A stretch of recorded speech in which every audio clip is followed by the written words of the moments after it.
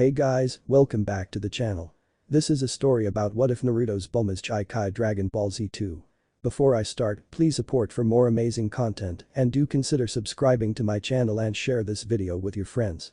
This is written by Blacck ABYSS99 and link in description and support writer. Let's start the video. Naruto, Bulma and Oolong made their way westward, the landscape gradually transformed into a strange mushroom forest. Towering fungi surrounded them on all sides, their enormous caps casting strange shadows over the road. Naruto, staring out the window, couldn't help but feel awe and amazement. This place is really something else, Naruto murmured, eyeing the massive mushrooms. His stomach grumbled as he considered the possibility of eating one, but he quickly dismissed the thought. Who knew if they were safe or not? Instead, he turned to look at Bulma, who was still wearing the bunny suit. She seemed completely at ease, humming a light tune while scanning the map. Hey Oolong, is there a town around here? Bulma asked, breaking the silence as she leaned over to check the radar. Oolong glanced back, gave an irritated look. How would I know? This is the first time I've been out this far, he grumbled. His eyes drifted to the fuel gauge, and his annoyance deepened as he realized it was almost empty. Great, I should have filled up at the last stop, Oolong thought, mentally kicking himself for not being more prepared. Bulma sighed, shifting her focus back to the map. Let's hope there's a town nearby. I need new clothes and we're running low on food, she said, pulling at the fabric of her bunny suit. While she knew Naruto loved the outfit, he could hardly keep his hands off her when she wore it. But the skimpy suit was getting dirty and she was starting to feel uncomfortable. Naruto, overhearing her, grinned. Good thing I didn't lose my bag, he said proudly, remembering the close call earlier in their journey. His casual comment drew an eye roll from Bulma, but her mind was already focused on finding a place to restock their supplies. A few minutes later, they finally arrived at a small town nestled among the mushrooms. Though it was more like a village, the locals didn't seem too concerned with the newcomers, quickly resuming their daily routines after a few curious glances.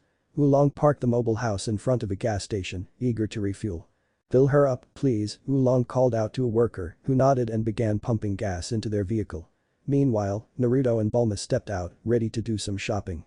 We're gonna pick up a few things, Oolong, Naruto said as he and Bulma began walking toward the town's small marketplace.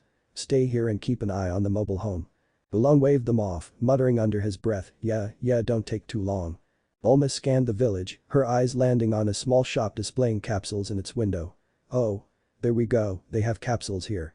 She exclaimed, pulling Naruto along as they headed inside. Over 1.5 hours passed, and Oolong sat impatiently in the driver's seat, drumming his fingers against the steering wheel. What's taking them so long? He groaned, glancing at the clock for what felt like the 100th time. Just as he was about to grumble some more, Bulma and Naruto finally appeared, walking towards the mobile home. Naruto carried several shopping bags, and Bulma had changed out of her bunny suit.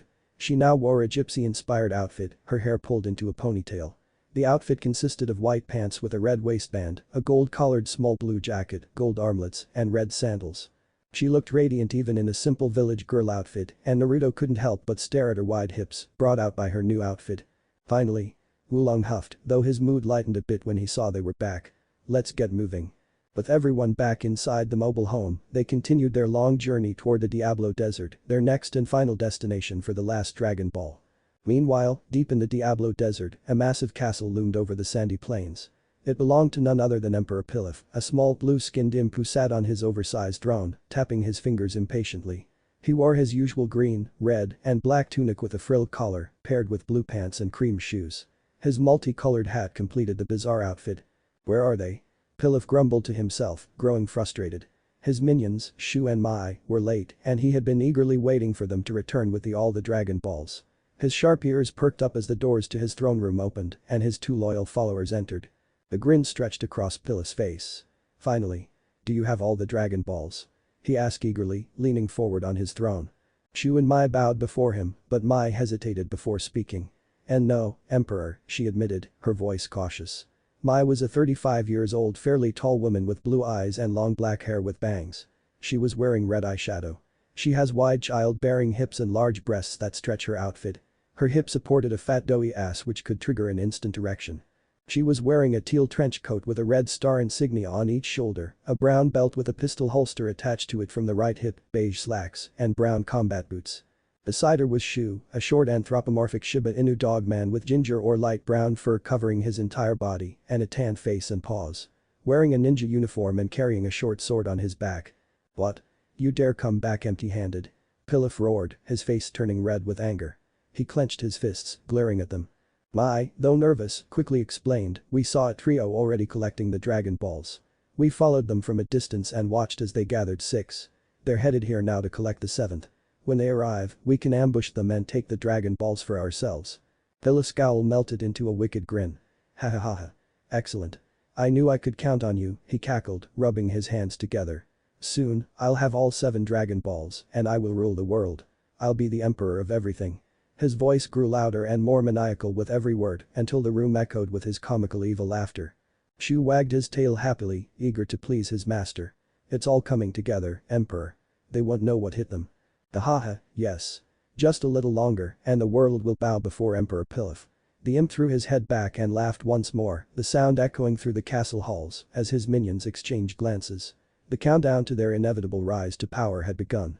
The trio had been traveling for over 2 weeks now, their nerves tingling with excitement as they neared the location of the final Dragon Ball. Their journey had been anything but straightforward. What was supposed to be a long boring path to their destination turned out to be filled with many small adventures and unforgettable moments. They explored ancient caves, delved into mysterious dungeons, and encountered bizarre places that made their heads spin with their nonsensical elements and surroundings. They met many kinds of people, experienced diverse cultures, and made many new friends.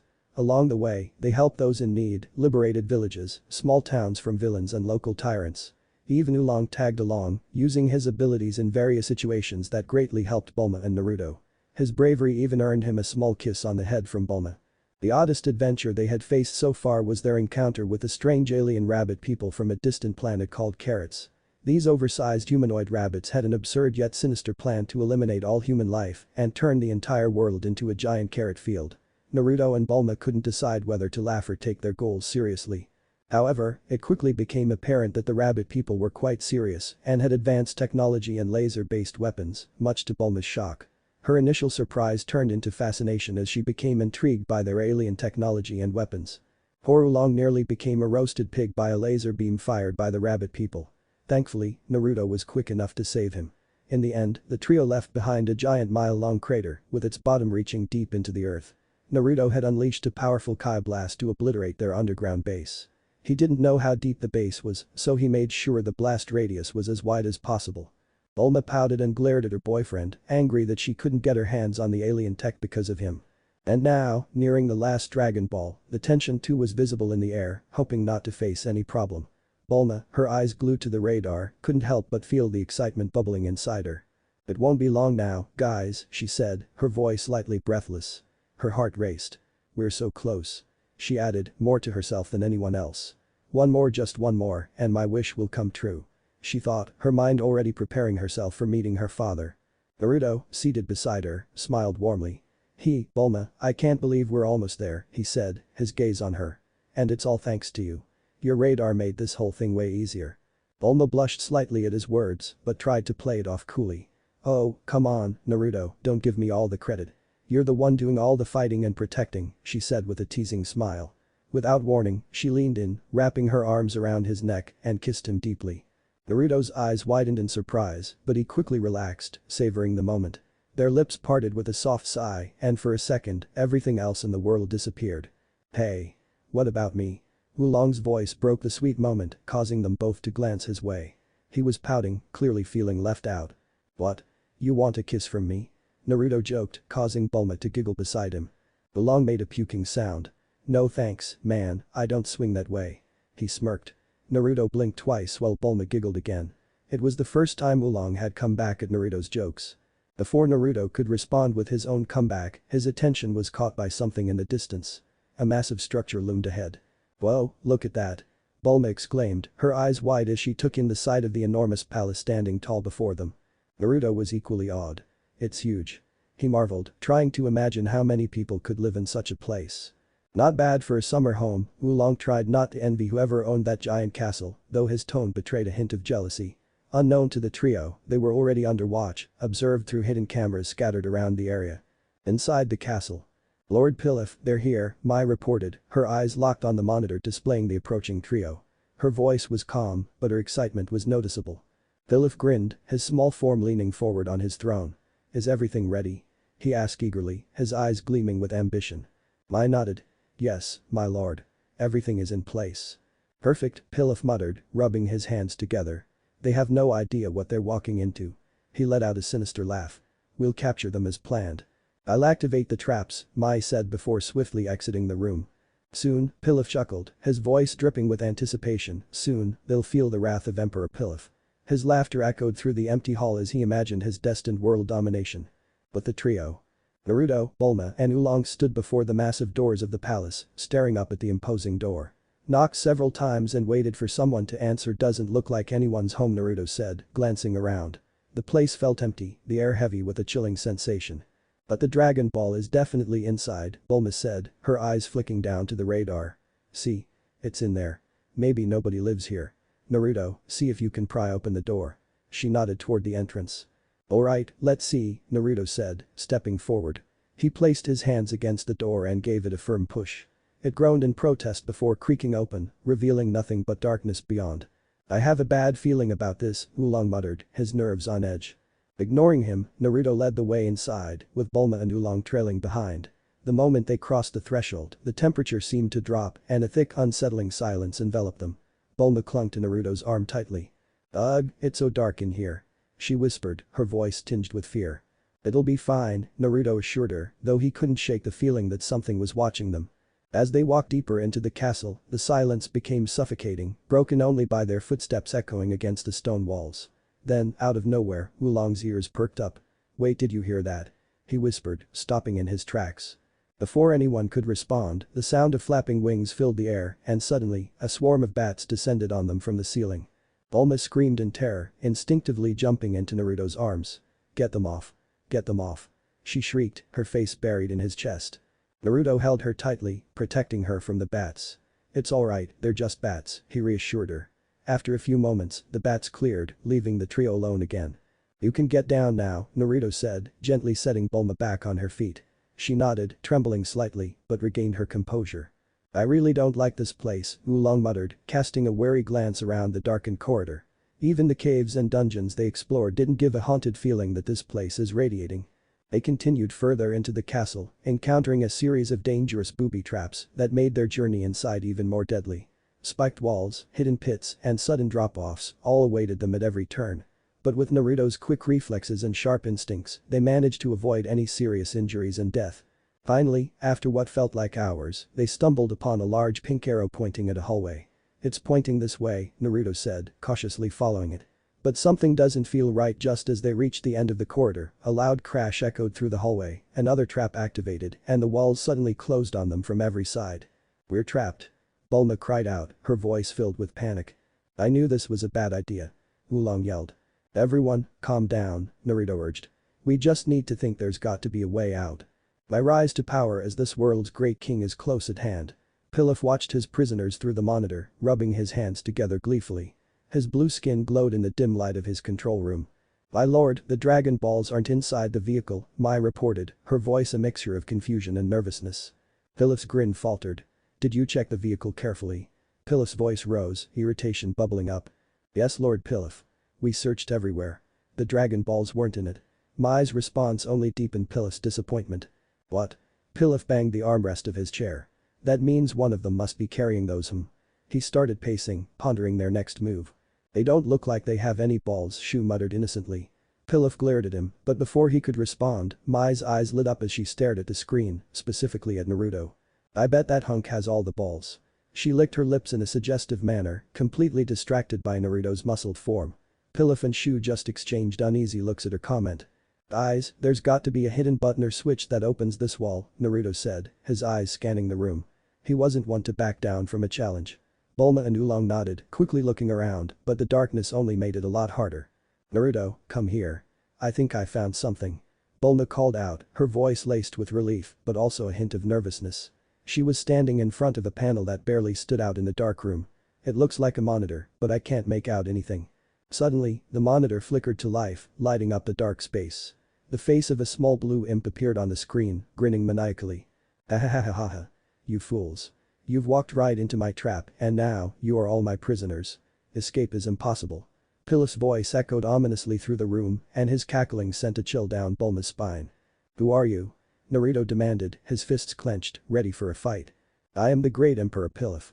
I know one of you has all 6 Dragon Balls. Hand them over and I might let you go. Pilaf's eyes gleamed with a false promise, his smirk growing wider. As if we'd give you anything. Bulma snapped, her voice defiant, not wanting to give up her Dragon Balls. Pilaf's smug grin twisted into a scowl. You refuse. Then I'll have to make you talk. With a swift motion, he pressed a button on his control panel. A giant mechanical claw emerged from the wall, snatching Bulma up before anyone could react. She screamed, struggling as the claw lifted her off the ground. Bulma. Naruto rushed forward, but the wall slammed shut before he could reach her. What did you do to her? Give her back. Naruto shouted, his heart pounding in protective instincts, and he slammed his fist against the wall. Oh, don't worry, Pilaf taunted, I'm just bringing her here for some interrogation. Soon, you'll hear her screams. He laughed wickedly as the claw carried Bulma to him. Bulma was tossed in front of Pilaf, her body hitting the cold floor with a thud. She groaned, trying to get her bearings. You jerk. What are you planning to do to me? She demanded, fear laced into her voice despite her earlier bravado. Pilaf sneered. Tell me where the Dragon Balls are, or I'll make you regret it. Bulma glared at him, her fear replaced by defiance again. I'll never tell you. She raised her middle finger at him, her eyes burning with anger. Pilaf's face turned beet red with fury. Oh, you want to be humiliated, do you? Fine. He let out a dark chuckle. Ha ha ha ha. Pilaf. Don't you dare touch her. Naruto's loud voice came through the speakers, filled with rage. He was ready to bring down this whole palace. Lord Pilaf, you're not actually going to use that, are you? Shu whimpered, stepping back nervously. Please don't. Mai, on the other hand, rolled her eyes. This is going to be embarrassing. Pilaf ignored them, slowly approaching Bulma with a sinister grin. She squeezed her eyes shut, bracing for the worst. Then she felt nothing. She cautiously opened one eye. Pilaf blew her a flying kiss. A kiss? That's it. Bulma stared at him, dumbfounded. Yes, I threw a kiss. Pretty terrifying, right? Pilaf was blushing, awkwardly covering his mouth. Shu groaned, covering his face with his paws. How indecent. Mai hid her face, but not for the same reason as Shu, but for how childish those two were acting. That's the best you can do? Bulma tried to hold her laugh but failed, her giggles filling the room. Pilaf was shocked. What? He sputtered, his face turned into disbelief. How dare you mock my most terrifying attack? Naruto's laughter echoed through the speakers. Man, I thought you were actually going to torture her. Ha ha ha. Oolong rolling on the floor while laughing his ass off. Pilaf's face turned red again, this time with embarrassment. That does it. He shrieked and slammed a lever. The giant claw returned, roughly tossing Bulma back to Naruto's arms. She landed in his arms, still dazed from the sudden movement. Bulma, are you okay? Naruto asked, his face filled with concern as he gently held her. I'm fine, she muttered, though she still felt a little dizzy. Her cheeks flushed slightly from being in Naruto's strong arms. Damn it. I can't believe my attack didn't work. Pilaf pouted like a child denied candy. Lord Pilaf, maybe we should use the sleeping gas, Mai suggested, unimpressed with his antics. Once they're out cold, we can just take the Dragon Balls ourselves. Pilaf perked up. Oh, that's right. Sleeping gas. Brilliant idea, Mai. Do it. Shu scrambled to push the button, and soon, thick clouds of gas began filling the room where Naruto, Bulma, and Oolong were held. The trio started coughing as the gas enveloped them. What is this? Naruto struggled to speak, his eyelids growing heavy. His body swayed, fighting the drowsiness. It's sleeping gas. Oolong warned, his voice faint. Don't breathe. But it was already too late. The trio collapsed, unconscious on the floor. The gas cleared away, and the walls lifted. Pilaf strutted into the room, his face filled with triumph. Ha ha ha. Fast asleep, just like babies. He sneered. Now, let's find those Dragon Balls. Mai quickly began searching through Naruto's belongings. Her hand slipped into a bag and, with a triumphant grin, pulled out all 6 Dragon Balls. Here they are, Lord Pilaf. We can summon the dragon now. Pilaf couldn't hold back his happiness, his chest heaved up and down as he started to breathe heavily, and suddenly everything went blank. A few hours later, the dim glow of the castle's lights flickered as Mai and Shu frantically tried to wake up their master lying on his bed. Lord Pilaf, wake up. Mai called, shaking him gently. Shu hovered nearby, concerned looking at his face. Lord Pilaf. Are you alright? Shu asked as Pilaf slowly stirred, his eyes slowly opened. Everything was blurry at first, but gradually, Pilaf's vision cleared. His eyes darted around the room, his confusion evident. What would happen? He mumbled. How did I fall asleep? The last thing I remember is getting all the Dragon Balls. Mai cleared her throat, trying to suppress a smile. You were so excited and happy that you fainted, my lord, she explained. It seems the thrill was a bit too much for you. I fainted. Me? Pilaf asked in disbelief, sitting up straighter. Both Mai and Shu nodded, trying not to laugh. But, did you secure the Dragon Balls? He asked, his voice rising in panic. Mai gestured to a box sitting on a nearby table. Yes, my lord. We have all the Dragon Balls right here, she assured him. Pilaf's eyes widened with joy, his heart pounding as he practically leaped out of bed. Let me see them. He demanded. Mai opened the box with a dramatic motion, revealing the 7 glowing orbs. There. See for yourself, she said, watching Pilaf's expression of awe. Ahahahaha. Pilaf's laugh echoed through the room. They're all mine. Finally, I have them all. His laughter continued and Mai and Shu joined in, though their giggles were a bit more reserved. Suddenly, Pilaf stopped laughing and turned to Mai. What time is it? He asked, his voice sharp. It's 3 a.m., Lord Pilaf, Mai replied, slightly puzzled by the question. Perfect, Pilaf grinned sinisterly. Let's go outside. I'm going to summon the dragon right now. My rise to power as the ruler of the world is at hand. His voice was filled with glee as he imagined sitting on the top of the world as its new ruler. Mai and Shu quickly fell into line behind him. As you wish, my lord, they said in unison. But first, Pilaf paused, what about our prisoners? They're still in the dungeon, fast asleep from the gas, Mai replied. Good, let's leave them there for now. Pilaf nodded and then motioned for Shu to carry the box. Shu eagerly grabbed the box and balanced it on his head as they made their way outside. In the dungeon. Bulma stirred awake, her head pounding from the effects of the sleeping gas. As her vision focused, panic set in. She looked around frantically and saw Naruto and Oolong still asleep beside her. But her heart skipped when her eyes landed on Naruto's bag, completely empty. The Dragon Balls. She gasped, her voice rising in a crescendo of horror. They're gone. Aiya. Bulma screamed, causing Naruto and Oolong to jerk awake. Naruto, get up. Get up. Bulma shook Naruto roughly, her panic nerve getting out of control. They took the Dragon Balls. How what? Naruto mumbled groggily as he rubbed his eyes. Oolong sat up, his ears still ringing from Bulma's shouting. They gassed us, Naruto. And now the Dragon Balls are gone. Bulma yelled, her voice cracking with frustration. No way. Naruto's eyes widened as he quickly checked the bag himself. They really took them. Bulma's voice wavered with despair. They could be summoning the dragon as we speak. What if they've already made their wish? Her eyes began to well up with tears. Darn it. We're too late. Naruto clenched his fists, his knuckles turning white. Not if we can stop them. He said, determination blazing in his eyes. Hey, guys, look. Oolong interrupted, pointing toward the cell door. The door, it's open. Both Naruto and Bulma turned their heads toward the door and a surprised look appeared on their faces. Do you think they just forgot to lock it? Naruto asked, suspicion creeping into his voice. Bulma bit her lip, trying to make sense of it. It could be a mistake or maybe another trap. Why would they bother trapping us again if we're already in a cell? Oolong snorted. They're probably just idiots. Bulma wiped her eyes, regaining her composure. If the door's open, we still have a chance to get the Dragon Balls back. She stood up, her resolve firm. Naruto nodded, standing up beside her. Alright, let's do this. Without hesitation, the trio left the cell, stepping cautiously into the dark and running through the corridors of Pilaf's castle. The walls stood high, casting ghostly shadows that made the place feel like an endless maze. This place is like a labyrinth, Bulma muttered as they hurried through the halls. We need to find those Dragon Balls before it's too late. Naruto glanced around, his senses heightened. Hang on, guys, I sense something. Suddenly, his senses flared, warning him of an approaching power. It made the Saiyan freeze for a moment, but he quickly realized it must be the dragon being summoned. They are summoning the dragon right now, he said, his words surprising both Bulma and Oolong. Before they could say anything, the reddish-brown-haired Saiyan scooped Bulma into his arms. Oolong, grab my leg right now, he instructed. The pig complied, and in a swift motion, Naruto flew, breaking through the castle's large window. The screams of Bulma and the pigmen echoed as they held onto Naruto tightly. The cold desert air brushed against Pilaf's face as he stood far outside his castle, gazing up at the full moon with anticipation. The world was within his grasp, and nothing could stop him now. The stars twinkled down as if they were celebrating his dream coming true. He turned to Shu and Mai, his eyes gleaming with excitement. My hour of glory is finally at hand, Pilaf proclaimed, his voice growing louder with every word. This world will finally fall under my control, ha ha ha ha. His laugh echoed through the empty.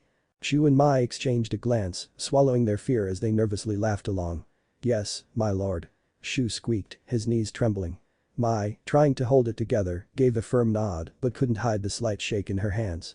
Quickly, put those balls on the ground. Pilaf ordered, his voice booming with authority.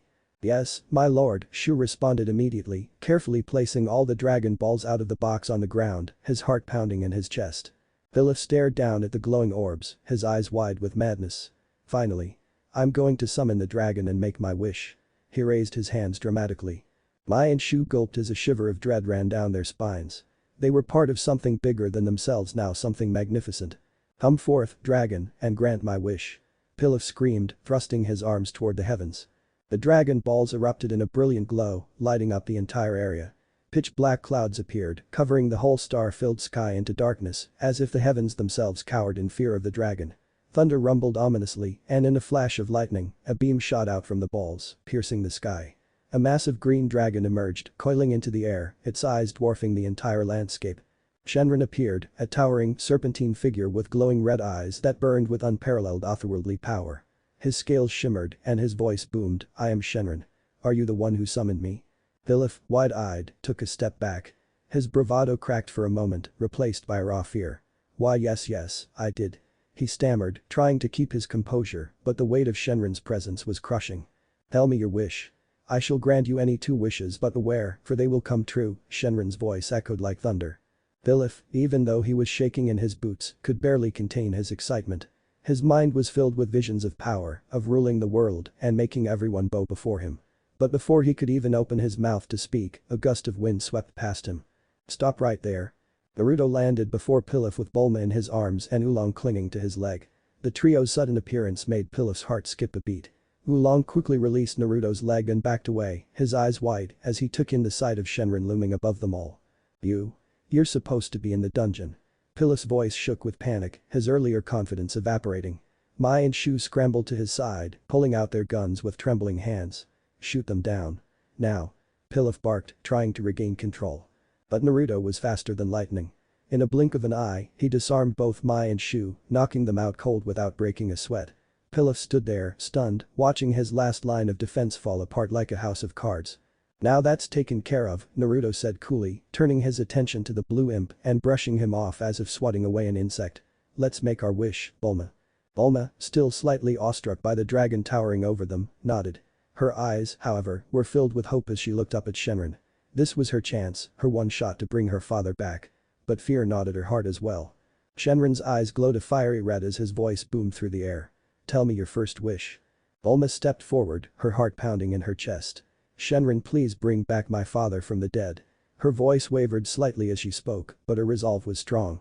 The dragon stared at her, his eyes narrowing. "I cannot grant your wish," Shenron boomed, his words were final. Bulma's heart sank into her stomach. "What? But why?" she cried, her voice breaking as her world crumbled around her. "I cannot bring back those who have died from old age, sickness, or natural causes," Shenron explained, his voice cold and indifferent. Bulma fell to her knees, tears welling up in her eyes as sorrow and disappointment crashed over her. No, I was so close," she whispered, her voice barely audible. Naruto knelt beside her, pulling her into a comforting hug. "Bulma, don't cry," the Saiyan whispered. "I know you are feeling hurt. But think of your father, somewhere in heaven he must be watching over you. Your father wouldn't want to see you like this, right? You're strong, you've always been strong." Bulma sniffled, wiping away her tears as she looked at Naruto's kind face. Her boyfriend was right. Her father passed away without any regrets, surrounded by his family. Really, what would he say if he saw his genius daughter crumbling like this so pitifully? "You're right. My dad wouldn't want me to fall apart like this," she said, her voice regaining some of its strength, even though the pain was still there. "He'd bonk me on the head for being a crybaby." Naruto smiled gently, holding her a little tighter, giving her strength. "That's the spirit," Naruto smiled, giving her a reassuring squeeze. "Now, come on. Let's make this wish count." Bulma nodded, her heart still heavy, but her resolve was returning. She stepped back as Naruto took a deep breath and turned towards Shenron. "Shenron, I wish to know my origin and knowledge about the Saiyan race. Where I came from, why was I sent here?" Naruto's voice rang out with confidence. Oolong's eyes widened in confusion. "Wait, what? Naruto's not human." He muttered under his breath. Shenron's eyes glowed brighter as he locked his gaze on Naruto. "Your wish shall be granted." Suddenly, a beam of light shot from Shenron's eyes, hitting Naruto square in the forehead. Naruto gasped and fell on his knees as pain exploded in his head. It felt like his mind was being torn apart, so much information and knowledge flooding in all at once. He clutched his head, his body trembling in shock. "Naruto!" Bulma cried, rushing to his side. "Are you okay? What's happening?" But Naruto couldn't answer. His mind was overwhelmed, visions of his race's past, the history of his race, of the mighty Saiyans pouring into him. He saw planets burning, mighty warriors soaring through the stars, and a legacy of power that stretched across the stars. After what felt like an eternity, the pain began to fade and Naruto slowly opened his eyes. I know why I was sent here, he whispered, his voice filled with awe and disbelief. With Bulma's help, he stood up, still oriented and dizzy from before. But slowly recovered his senses. Your wish has been granted, Shenron declared. Now tell me your second wish. Naruto glanced at Bulma and then at Oolong. Well, we don't need anything else. Oolong, why don't you take the second wish? Oolong's eyes lit up in excitement. Really? I can wish for anything. Naruto and Bulma both nodded. Oolong, overcome with excitement as he started to dream about girls in sexy panties and blurted out without thinking, I wish for sexiest and most comfortable girls' panties. The moment the words left his mouth, Oolong realized his mistake. Wait. No, I didn't mean. Too late. Shenron's eyes flashed red as he granted the wish. A pair of skimpy white panties floated down from the sky, landing squarely on Oolong's head. Naruto and Bulma both facepalmed in unison. Your wish has been granted. Fare thee well, Shenron's voice rumbled as he began to glow once again, and in a flash, the dragon vanished. The Dragon Ball shot into the sky, scattering across the earth once more. Oolong stood there, the panties still on his head, utterly dumbfounded. What just happened? Naruto sighed, shaking his head. Oolong seriously? Bulma couldn't help but laugh through her tears. Well, at least that blue imp wish to rule the world didn't happen, she said, wiping her eyes as she tried to find the silver lining. Naruto grinned. Yeah, that's one win in the books. Oolong let out a loud comical wail as he looked at the pair of panties in his hands. Ooh, oh man, I missed my chance to get a harem. He cried, shaking his fists at the sky in frustration, cursing himself for his blunder. Naruto raised an eyebrow and chuckled. Well, don't lose hope, you perverted pig. You can always collect the Dragon Balls again and make your wish next time, he said in a light-hearted tone. Oolong's ears perked up, but Bulma quickly dashed his hopes. There's no collecting any Dragon Balls for a while, she said, crossing her arms. Oolong's face looked confused. Huh? Why not? Bulma sighed apparently, after wishes are granted, it takes a full year for the Dragon Balls to turn back into, well, Dragon Balls again. Right now, they're just a bunch of ordinary stones. My radar can't even detect them. A year. Oolong's face turned pale. Darn my rotten mouth. I could have had a whole harem, but instead he trailed off, holding up the panties in his hand. At least these panties are comfy, not a total loss, he muttered, half defeated, as he placed them on his head like a hat. What now? Do we all go our separate ways and wait for the Dragon Balls to come back? Bulma shrugged, glancing over at Naruto. Seems like that's the plan. Everyone does their own thing for a year, I guess. She paused and gave Naruto a soft smile. Hey, Naruto, why don't you come with me to my home? I'll introduce you to my mom. She's been dying to meet you since I told her all about you. She winked playfully, trying to lighten the mood. Naruto rubbed the back of his head with a grin. That sounds great, Bulma, but I need to meet my dad first. How about this? You and I go to my place first, then I'll take you to your city after that. His voice was sincere, and Bulma could feel Naruto might have unfinished business at home. After a moment of thought, she nodded. Alright, sounds like a plan. Bulma smiled. Naruto turned to Oolong, extending his hand. I guess this is goodbye, for now, Oolong. Thanks for everything. There was genuine respect in Naruto's voice as they shook hands. Don't make it sound like we're never going to meet again. Oolong grinned, though his voice cracked with emotion. I'll be around, and don't forget about me when you're out there kicking butt.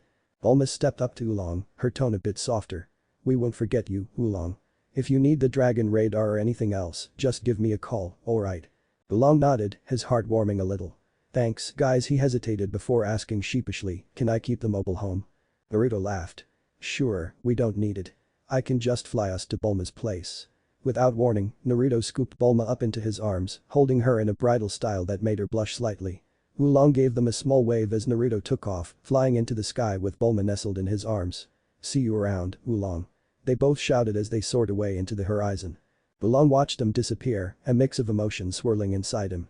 Yeah, see you soon, guys, he whispered to himself before heading off, feeling a strange sense of pride at being part of their adventure, even if his wish had gone horribly wrong. Hours later.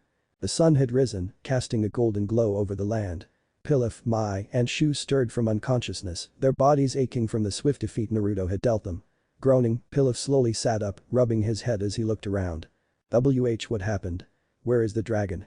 Pilaf's voice was filled with panic as his eyes darted around the clearing, searching for any sign of Shenron or the Dragon Balls. Lord Pilaf Mai said, her voice trembling as she stumbled to her feet. I think those three already made their wish. Pilaf's face twisted in pure despair as the realization hit him. His eyes widened and a painful scream tore from his throat. What? No. He stood up shakily, fists clenched at his sides as he looked up at the now clear calm sky. My dream, I was so close so close. His voice cracked and he fell to his knees, slamming his fists into the ground. How could this happen? I was supposed to rule the world. Tears welled up in his eyes as he trembled with rage and sorrow. Mai and Shu exchanged nervous glances, unsure of how to console their devastated leader. We can always try again next year, Lord Pilaf, Shu offered meekly, though the suggestion seemed to fall on deaf ears. I don't want next year. Pilaf screamed, pounding the ground again. I want the world to kneel before me now. Mai sighed quietly, patting Pilaf on the shoulder, though she knew there was little they could do now. We'll try again, Lord Pilaf. Next time, we'll be ready. We'll have another plan. Pilaf sniffled, his pride shattered, but somewhere in the depths of his failure, a little determination remained. Yes, he muttered. Yes, we will. And when that time comes the world will tremble before Emperor Pilaf. Mai and Shu looked at each other, offering silent nods of support. This setback wasn't the end. Pilaf's quest for power wasn't over, not by a long shot. As Naruto and Bulma soared through the sky, the vibrant green islands below caught Bulma's attention. The beauty of the landscape was breathtaking, filled with lush trees and wildlife that seemed to thrive in the sunlight. She marveled at the view. Hey, Naruto, when do you think we'll reach your house? Soon. Naruto pointed at the islands below. Bulma, look. Those islands belong to my dad. His voice brimmed with nostalgia as he recalled the memories. I used to train there with him all the time. Wow, they look amazing. Bulma exclaimed, her eyes sparkling with curiosity. So, what's your dad like? Naruto chuckled, scratching the back of his head. Oh, he's a nice guy, super strong, too, but he's also a bit of a pervert. Like you? Bulma teased, raising an eyebrow. Naruto laughed heartily. No way. He's way worse than I am. He winked, then playfully warned, just be careful around him, he might try to grope you. Bulma rolled her eyes, but a smile crept onto her face. Great, I'll keep that in mind. Suddenly, Naruto's expression brightened. Look, it's my house. See? He pointed down, and Bulma could see a quaint little home nestled on a small island surrounded by palm trees. Wow, it's so cute. Bulma complimented as Naruto descended and gently set her down on the ground. As she straightened her clothes and took a deep breath, ready to meet his dad, Naruto shouted, Hey dad. I'm back. They stepped inside the house and what they found left Bulma wide-eyed. Master Roshi was glued to the TV screen, seemingly oblivious to their entrance as he watched porn. Those scenes playing on the screen told it was a rather inappropriate film even for porn. See? I told you, Naruto said, shaking his head with an amused grin. Bulma turned her gaze away from the screen, her cheeks flushed. Hey, old man. I'm back. Naruto shouted again, a playful edge to his voice. Roshi freaked out, scrambling to turn off the screen. When he finally registered that Naruto was home, his eyes widened in surprise. My boy. You're back. He rushed over and enveloped Naruto in a bear hug, lifting him off the ground. Bulma was a little surprised seeing the old man's strength, despite looking so old. Naruto chuckled as he returned the embrace. Good to see you, Dad. Why are you back so early? Roshi asked, tilting his head in confusion. Not that I mind. Don't tell me you gave up already. I'm done hunting for the Dragon Balls, Dad. I got my wish granted. Naruto declared, watching as his father's expression shifted from confusion to shock. Really? And you brought someone with you? Roshi's eyes darted over to Bulma. Naruto nodded, gesturing towards her. This is Bulma. It's nice to meet you, Master Roshi. My name is Bulma, she introduced herself, giving a polite bow. Roshi nodded, a wide grin spreading across his face as he eyed Bulma appreciatively. Oh, so this is the famous Bulma I've heard about. She's quite beautiful. His tone shifted slightly, a mischievous glimmer in his eye. So, she's your girlfriend? He teased his son. Naruto dropped the bomb, his voice filled with excitement. Yeah, she is. Roshi's jaw dropped and his eyes sparkled with excitement. My boy. I've never felt prouder of you. He exclaimed, letting out a perverted giggle. You totally scored a hot babe at your age. Even though I didn't get a girlfriend until much later. Knock it off, old man. Naruto laughed, shaking his head in embarrassment, but he couldn't hide the proud smile on his face. Sit down. Roshi urged, gesturing towards the sofa. I'll get us some drinks. He disappeared into the kitchen, leaving Naruto and Bulma to exchange glances. That's your dad. He seems nice, Bulma said as she settled into the sofa. After a few moments, Rashi returned with 3 glasses of cola, handing one to each of them. They chatted comfortably, getting to know one another. Bulma told Rashi about herself and how she had met Naruto during their adventures. The more she spoke, the more intrigued Rashi became, especially when he learned that Bulma was the owner of Capsule Corporation despite being so young, the world's largest company. "Wow, I'm impressed," Rashi exclaimed, leaning forward with enthusiasm. "I have only heard about your geniuses on the TV, but you must be quite the businesswoman too." "Thanks, Master Rashi. But I am less a businesswoman and more of a genius scientist and inventor. It's been quite a journey to the top, to say the least," Bulma replied, feeling a swell of pride. After sharing stories, Rashi's curiosity got the best of him. "So, what was your wish, Naruto?" Naruto's expression turned serious as he recounted his encounter with the dragon. "I wished for the knowledge of my Saiyan race, but honestly, it's a lot to take in. I can barely remember all of it." Bulma leaned in, her eyes sparkling with curiosity. "Can you tell us more about Saiyans? I really want to know about them." Naruto nodded, sensing the interest in her voice. "Sure. Saiyans are an endangered race of sapient humanoids, known for being incredibly aggressive warriors. We're one of the strongest species in the universe." He paused, remembering the past.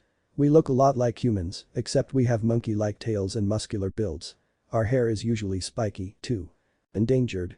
Are you telling me you're the last one of your race?" Rashi asked, concern appearing on his face.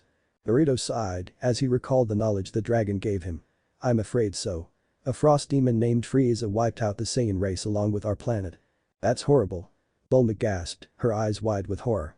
"How can someone do something so cruel?" Rashi nodded solemnly, feeling a chill at the thought of such evil existing in the universe. "It's terrifying to think that someone so powerful and cruel could exist." "Yeah," Naruto replied, his gaze turning distant as he recalled the memories of his lost people. "But I've got to keep moving forward, for their sake." Rashi gave a silent seldom look to his son. He knew what he meant, but he knew his son was stronger than that. Rashi leaned forward, his curiosity piqued. "Can you tell us more about your race, Naruto? I want to hear everything." Bulma too was curious. Naruto took a deep breath, trying to gather his thoughts, the flood of Saiyan history swirling in his mind. He looked at Bulma and Rashi, their expressions a mix of curiosity and concern, and continued, "First, I have to warn you, I don't know everything right now. I should have asked the dragon to give me the information slowly. Years of history just crashed into my mind all at once, so it's hard to remember everything clearly. But here's what I do know about the Saiyans." He shifted in his seat, his tone becoming more serious. "The Saiyans originated from a planet called Sadala in the Cilia galaxy. They were a group of barbaric aliens, living on the outskirts of the Tuffles' advanced cities. The Tuffles, who were very technologically advanced, had migrated from their own dying planet. When they arrived in Sadala, they built a thriving civilization, while the Saiyans lived in the wastelands." Naruto's eyes darkened as he recounted the grim history. Because the Saiyans were less intelligent and primitive compared to the Tuffles, they were hunted like animals. Bulma gasped, her hand covering her mouth in shock. "That's terrible. How could they let that happen?" Naruto continued, his voice steady but tinged with sadness. "But the Tuffles had no idea that the Saiyans, despite their lack of technology, would eventually take the whole planet for themselves and annihilate their race. About 80,000 years ago, a war broke out. The Saiyans tried many times to overthrow the Tuffles, but they were outnumbered and outgunned. The Tuffles had advanced technology and advanced weaponry to keep them at bay. Then one night, everything changed. The Saiyans transformed into a Zero under the light of the full moon, gaining incredible power from the Blutz waves that only came once every 100 years from the planet's biggest moon. With this new strength, they finally annihilated the Tuffles." Rashi leaned forward, his eyes wide. "That's brutal, but the Tuffles faced their karma. But then what happened?" Naruto took a moment to collect his thoughts. After their victory, the Saiyans didn't know how to expand beyond Sadala, they didn't have the technology to build spaceships. Their desire for conquest was put on hold until the Arcosians arrived. They formed an alliance with the Saiyans, promising to share their technology in exchange for the Saiyans' help in conquering other planets. Bulma's brow furrowed as she absorbed the information. "And that's when they started to become more advanced?" "Not exactly. Over time, the Saiyans learned to use the Tuffles' advanced technology and became a little smarter, though their lust for fighting and destruction didn't go away. They became known as one of the strongest races in the Cilia galaxy and were feared for their ability to recover and grow stronger after major injuries." Naruto paused, letting the gravity of the Saiyan legacy settle in. They began conquering planets for resources or simply destroying them for fun. But 50,000 years after the Great War, planet Sadala was destroyed. Bulma's eyes widened in disbelief. "What? How did that happen, Naruto?" He looked down for a moment, gathering his thoughts. Adala was destroyed because of internal conflict among the Saiyans. When they grew so arrogant that they severed ties with both old and new allies. For generations, the Saiyans continued their rampage, conquering worlds and destroying anything that stood in their way, all to prove their strength. And everyone saw them as nothing more than savage beasts. Bulma frowned, her brow furrowed in empathy. It sounds like a tragic cycle of violence. But what changed? Didn't anyone try to stop them? Naruto nodded, encouraged by her interest. Eventually, a group of the strongest Saiyans rebelled against the king and the royal family. They gathered about a third of the Saiyan population, advocating for a change in their ways. They believed that their power should be used for good, to help those who couldn't defend themselves. Their goal was to change the way the universe viewed the Saiyans, and they knew that the only way to do that was to overthrow the corrupt regime. The great civil war broke out among the Saiyans.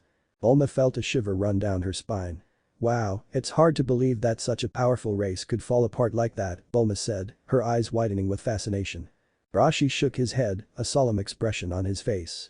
It's a reminder that strength alone isn't enough. Without wisdom and unity, even the mightiest can fall. It's like a classic battle between good and evil.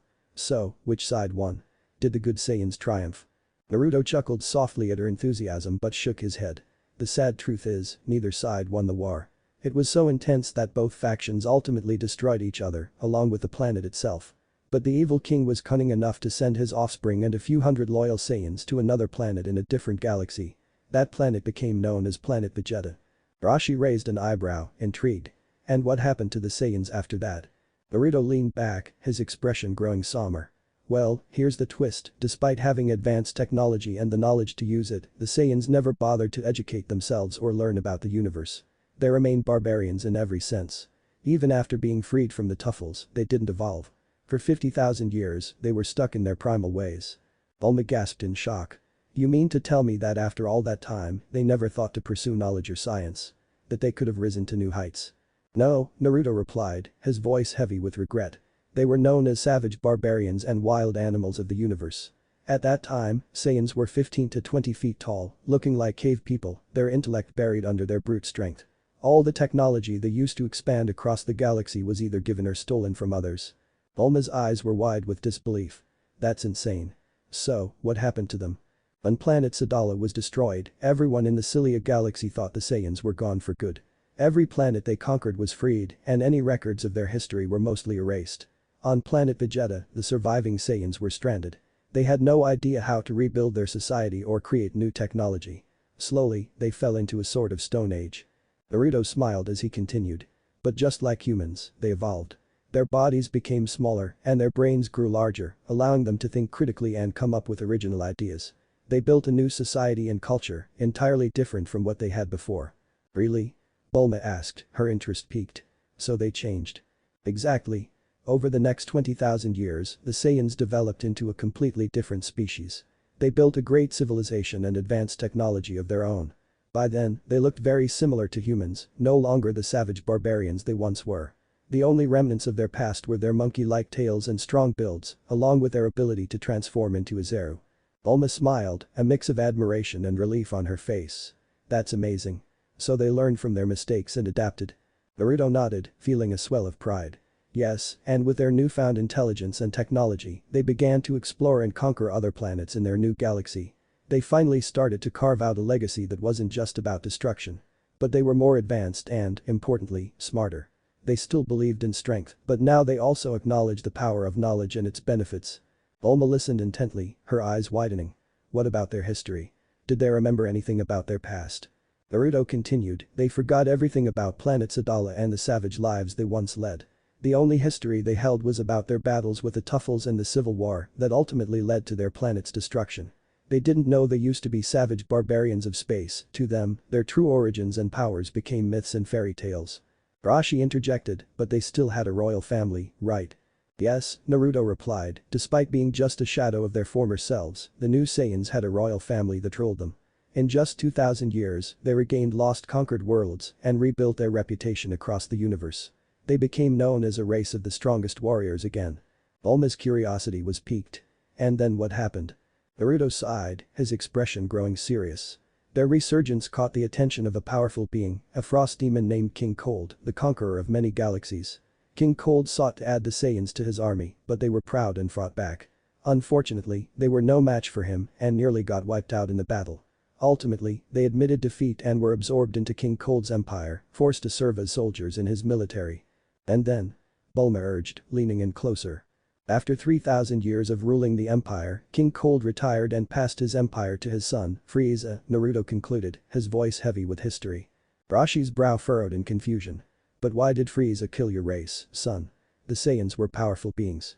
Eradicating them seems like a foolish decision. Wouldn't that weaken his own army? Bulma nodded, agreeing with Rashi. It doesn't make sense. Why kill such a strong part of your military? Naruto thought hard, frustration building as he searched for an answer. I don't know. Either the dragon didn't provide me with this information or I just can't remember it right now. Both Rashi and Bulma sensed the tension in the air and decided not to press further. Instead, Bulma shifted the conversation. So how did you end up on Earth? The only thing I know for sure, Naruto began, his voice quivering slightly, is that I was born with a high power level, even though I was a low-class Saiyan. The royal family didn't like the idea of low-class Saiyans being strong. They would kill any Saiyan child born strong without royal ties. My parents must have sent me here for my own safety. His voice cracked as he continued, they promised to come for me afterward, but I guess they were killed along with the rest of the Saiyan race. Tears welled in his eyes and he struggled to hold them back.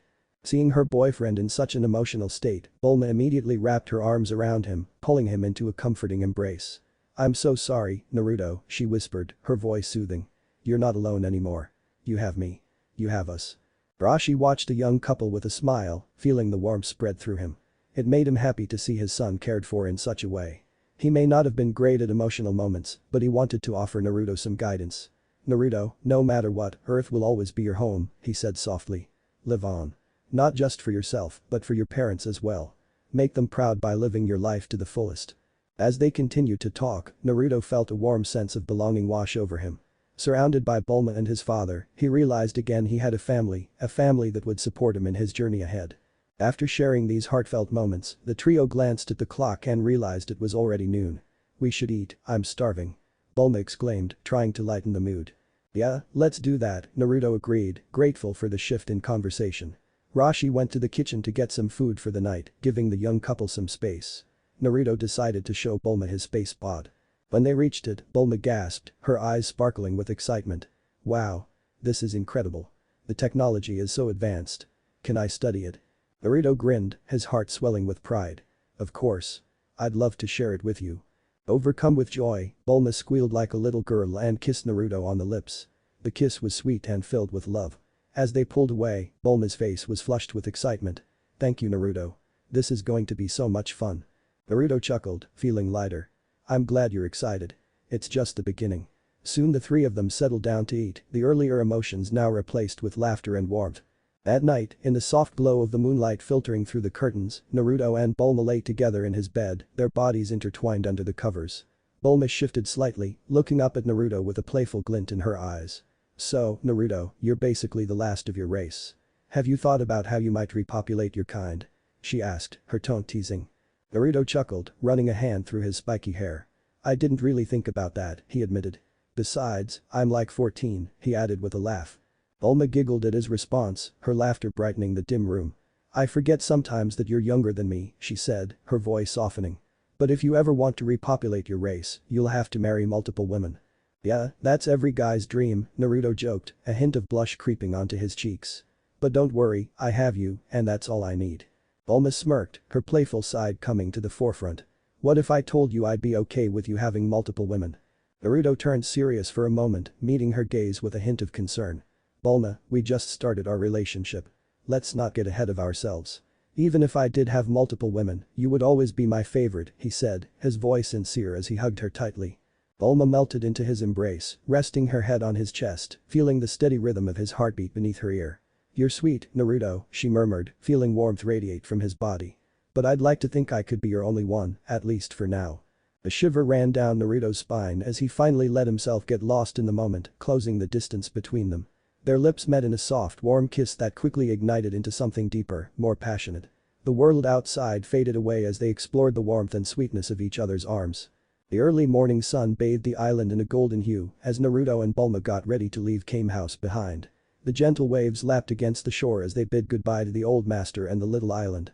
I'm really going to miss living on the island, Naruto admitted, glancing over his shoulder as the island became smaller and smaller further they flew away. But I think living in the city with you, Bulma, will be exciting. Again carrying his girlfriend in a princess carry. Bulma smiled, leaning into him. Trust me, you love it. The city has everything, and with me by your side, we'll have so much fun. She winked, adding a little mischief to her words, her hand resting on his cheeks, teasingly. Naruto blushed, feeling the heat rising between them. Yeah, I know it's going to be fun. He leaned over to kiss her, the excitement from last night still lingering in the air as they flew off into their new adventure. Meanwhile, back on the island, Roshi stretched and yawned, beginning his daily routine. He had always enjoyed the peace and quiet of Kame House, but Naruto's departure left him with a sense of loneliness. However, he knew it was for the best. Roshi wanted Naruto to leave the nest and grow on his own. The Dragon Ball hunting adventure was over, and when the blue-haired girl suggested Naruto live with her in the big city, Roshi saw another opportunity to send Naruto off the island. As much as it pained him to send his son away, it was the only way. Shrugging off his feelings, he decided to relax under the sun and indulge in his usual pastime, flipping through his well-worn porn magazines. As he lay there, the distant sound of an engine caught his attention. Sitting up, he squinted against the sun, watching as a sleek speedboat approached the shore. Intrigued, Roshi stood up, adjusting his sunglasses as the boat stopped and a figure leaped gracefully from the deck. A young girl around his son's girlfriend's age in a scandalously skimpy bikini armor landed in front of him, her body glistening under the sunlight. The bikini barely covered her, leaving little to the imagination. She was stunning, her voluptuous figure rivaling that of Bulma, her breasts bouncing with every movement and her hips swaying as she approached. "Are you Master Roshi?" the girl asked, her voice smooth yet commanding. Roshi's eyes widened, his gaze shamelessly scanned her body. He swallowed hard. "Why yes, that would be me. How can I help you?" He could barely contain his excitement, this was definitely not something that happened every day. "My name is xChi-Chi, daughter of the Ox King. I've come here to ask you to take me on as your student," she declared, bowing slightly, her developing chest barely contained by the thin strips of her bikini. Roshi blinked, momentarily stunned. "Ox King's daughter, huh? I've heard about you, but I never had the chance to meet you in person. But how do I know you're telling the truth?" With a smirk, xChi-Chi spun around slowly, giving Roshi a perfect view of her round, fat jiggling ass. Her soft breasts jiggled with her every move, the minimal fabric doing little to hide her assets. "Recognize this armor, old man?" she teased. Roshi's jaw dropped. His mind immediately flashed back to years ago when he had gifted that very armor to Ox King's sexy wife, hoping to see her in it. Of course, all he had gotten in return was a slap on the face. But now, seeing her supposedly daughter in it was as if his fantasies had finally come to life. "Ah, yes, I remember now," he grinned, eyes glued to her curves. "That armor was a gift. How did you get it?" "My mother gave it to me before she passed away," xChi-Chi replied, her voice softening as she looked down in sorrow. Roshi's grin faltered for a moment. "I'm sorry for your loss," he said, but the moment passed quickly. He wasn't going to let sentimentality ruin this. "But, even if you're Ox King's daughter, I can't just take anyone as my student," Roshi said, attempting to sound serious. xChi-Chi's eyes lit up and with a knowing smile, she reached into the bag slung over her shoulder. "I was hoping this might change your mind," she said, handing it over to him. "My father sends his regards." Curious, Roshi opened the bag and was met with a treasure of high-quality limited edition porn magazines. His eyes lit up like a child at Christmas. He immediately pulled one out, flipping through the pages, drooling over the explicit content. "So, do I get to be your student now?" xChi-Chi asked sweetly, leaning forward, letting her cleavage nearly spill out of her bikini top as she watched him. Yes, of course," Roshi mumbled, barely paying attention as he flipped through the pages. His mind was already far away, lost in the lewd images. xChi-Chi jumped in excitement, her assets jiggling enticingly with her movement. "Thank you," she squealed, her voice brimming with joy. "But wait, where's Naruto?" xChi-Chi asked suddenly, her expression softening. Roshi glanced up from the magazine, his eyes narrowing. "Naruto? How do you know him?" he asked suspiciously, but then it clicked. "Oh, wait a minute. You must be the girl he was talking about." xChi-Chi's cheeks flushed a deep red. "He was talking about me?" she asked, a mix of hope and excitement in her voice. "Yes. He mentioned something about a girl in a bikini and something about almost getting married. He didn't tell me much more, though," Roshi said, smirking as he closed the magazine. xChi-Chi's face burned even hotter. "Why yeah, that was me. When he defeated my father, I thought he was fighting for my hand in marriage. But I guess I was wrong," she trailed off, her embarrassment was clear. "Ah, so that's what happened," Roshi mused. "And now you're here to train so you can impress him, huh? You want to be his wife?" xChi nodded eagerly. I want to show him that I'm strong enough to stand by his side. Rashi grinned, his perverted nature bubbling up again, his son nearly at 14 already gathering his own harem. He felt proud like never before. Well, that's good enough for me. But be warned, my training is harsh. I can handle it. xChi replied confidently, determination in her voice. Good. Now, take off that armor. I'll give you a proper outfit for training, Rashi ordered, his tone getting more serious. xChi blinked in confusion. But this is really comfy, she protested, tugging at her bikini armor. I'm your master now, so don't ask questions. Do as I say, Rashi commanded, his eyes gleaming with anticipation. xChi hesitated for a moment but eventually nodded, her hands trembling slightly as she began to unbuckle the straps of her armor. As the pieces fell away, xChi stood before him, wearing nothing, her body fully exposed, her skin glowing under the sunlight. She crossed her arms over her chest, feeling the weight of his gaze on her. Are you satisfied, master? She asked, her voice barely above a whisper, a mixture of embarrassment and curiosity in her tone. Rashi nodded, his eyes practically bulging out of his head. Yes, very satisfied, he muttered, unable to tear his gaze away. xChi bit her lip, trying to shake off the awkwardness of the moment. Well, Daddy said he was a legendary pervert and I should expect something like this. This was only the beginning. If she wanted to prove herself to Naruto, she would endure anything, even the lecherous stares of his father. As she stood there, a mixture of nervousness and embarrassment bubbled within her. Master Rashi suddenly threw a blue martial arts uniform on her. Surprising her a little. Knowing it meant for her, she quickly put it on. It was comfortable but not like her bikini armor. When she looked at her master, she saw his demeanor completely changed into a serious man. From that point on she learned how much of a slave driver Naruto's father was when it came to martial arts training. As Naruto and Bulma left came house behind, the wind rustled through Bulma's blue hair while Naruto flew them through the clear skies. The West City was a sprawling metropolis, its beautiful towering skyscrapers glittering in the sun, contrasting with the buzzing crowds below. Naruto couldn't help but marvel at the sight. He was used to island life and the city was a whole new world for him. Bulma's soft voice interrupted his thoughts as she pointed toward a massive dome-shaped building in the distance. Naruto, see that big round building over there? That's my house, she said with a smile. Naruto's eyes widened. Her house looked more like a palace than a home and he wondered just how rich she truly was. He nodded and descended gently, landing gracefully in the yard. People who had seen them flying earlier whispered among themselves, but Naruto paid them no mind. His focus was on Bulma as he set her down gently. Well, how does my house look? Bulma asked, twirling around to face him, her voice filled with pride. She looked happy, her excitement making her even more beautiful. Naruto took a deep breath, letting his eyes wander over the grand estate. It's amazing, so big. But do you and your mom live here alone? It looks like a mansion. Bulma laughed, flipping her hair playfully. No, silly. We've got tons of workers and servants. Plus, this is Capsule Corporation headquarters, it's where all the crazy technology happens. My dad built it, but now it's mostly me and the labs. She tugged at his arm, excitement bubbling in her voice. Come on, you have to meet my mom. Bulma, wait, I have to ask you something. Naruto said and Bulma stopped and looked at him. What would you tell your mother about the wishing, Bulma? Isn't your mother expecting your father back to the world of living? Don't worry, Naruto. My father died 2 years ago. My mother got over his death, I was the one who couldn't accept his passing. But it's all okay now. My mother doesn't even know about the Dragon Balls or about my wish to bring him back. She explained.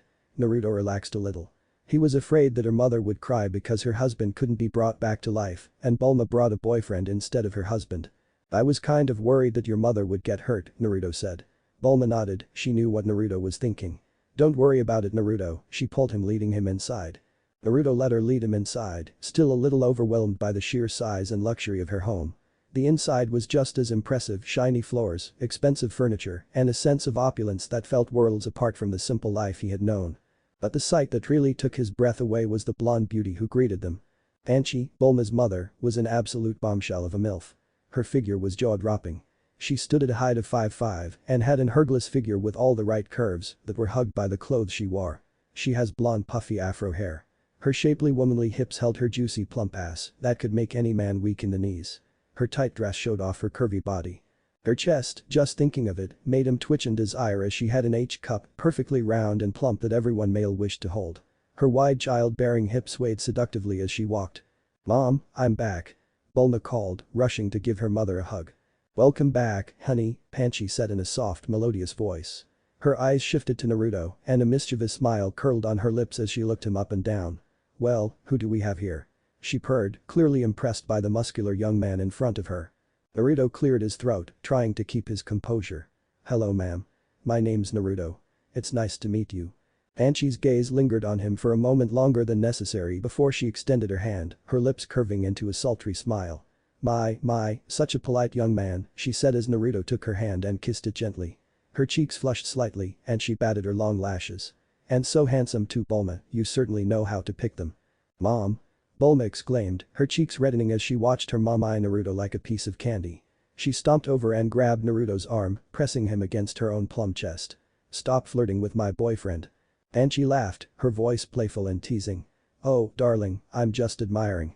But I have to say, if I were your age," she trailed off, her eyes twinkling with mischief and lust. "You know, Naruto, I think I could change your mind if I really wanted to." Putting her arms under her breasts that made her breasts look even bigger. Naruto blushed a little as he caught the flirtatious look in Panchi's eyes.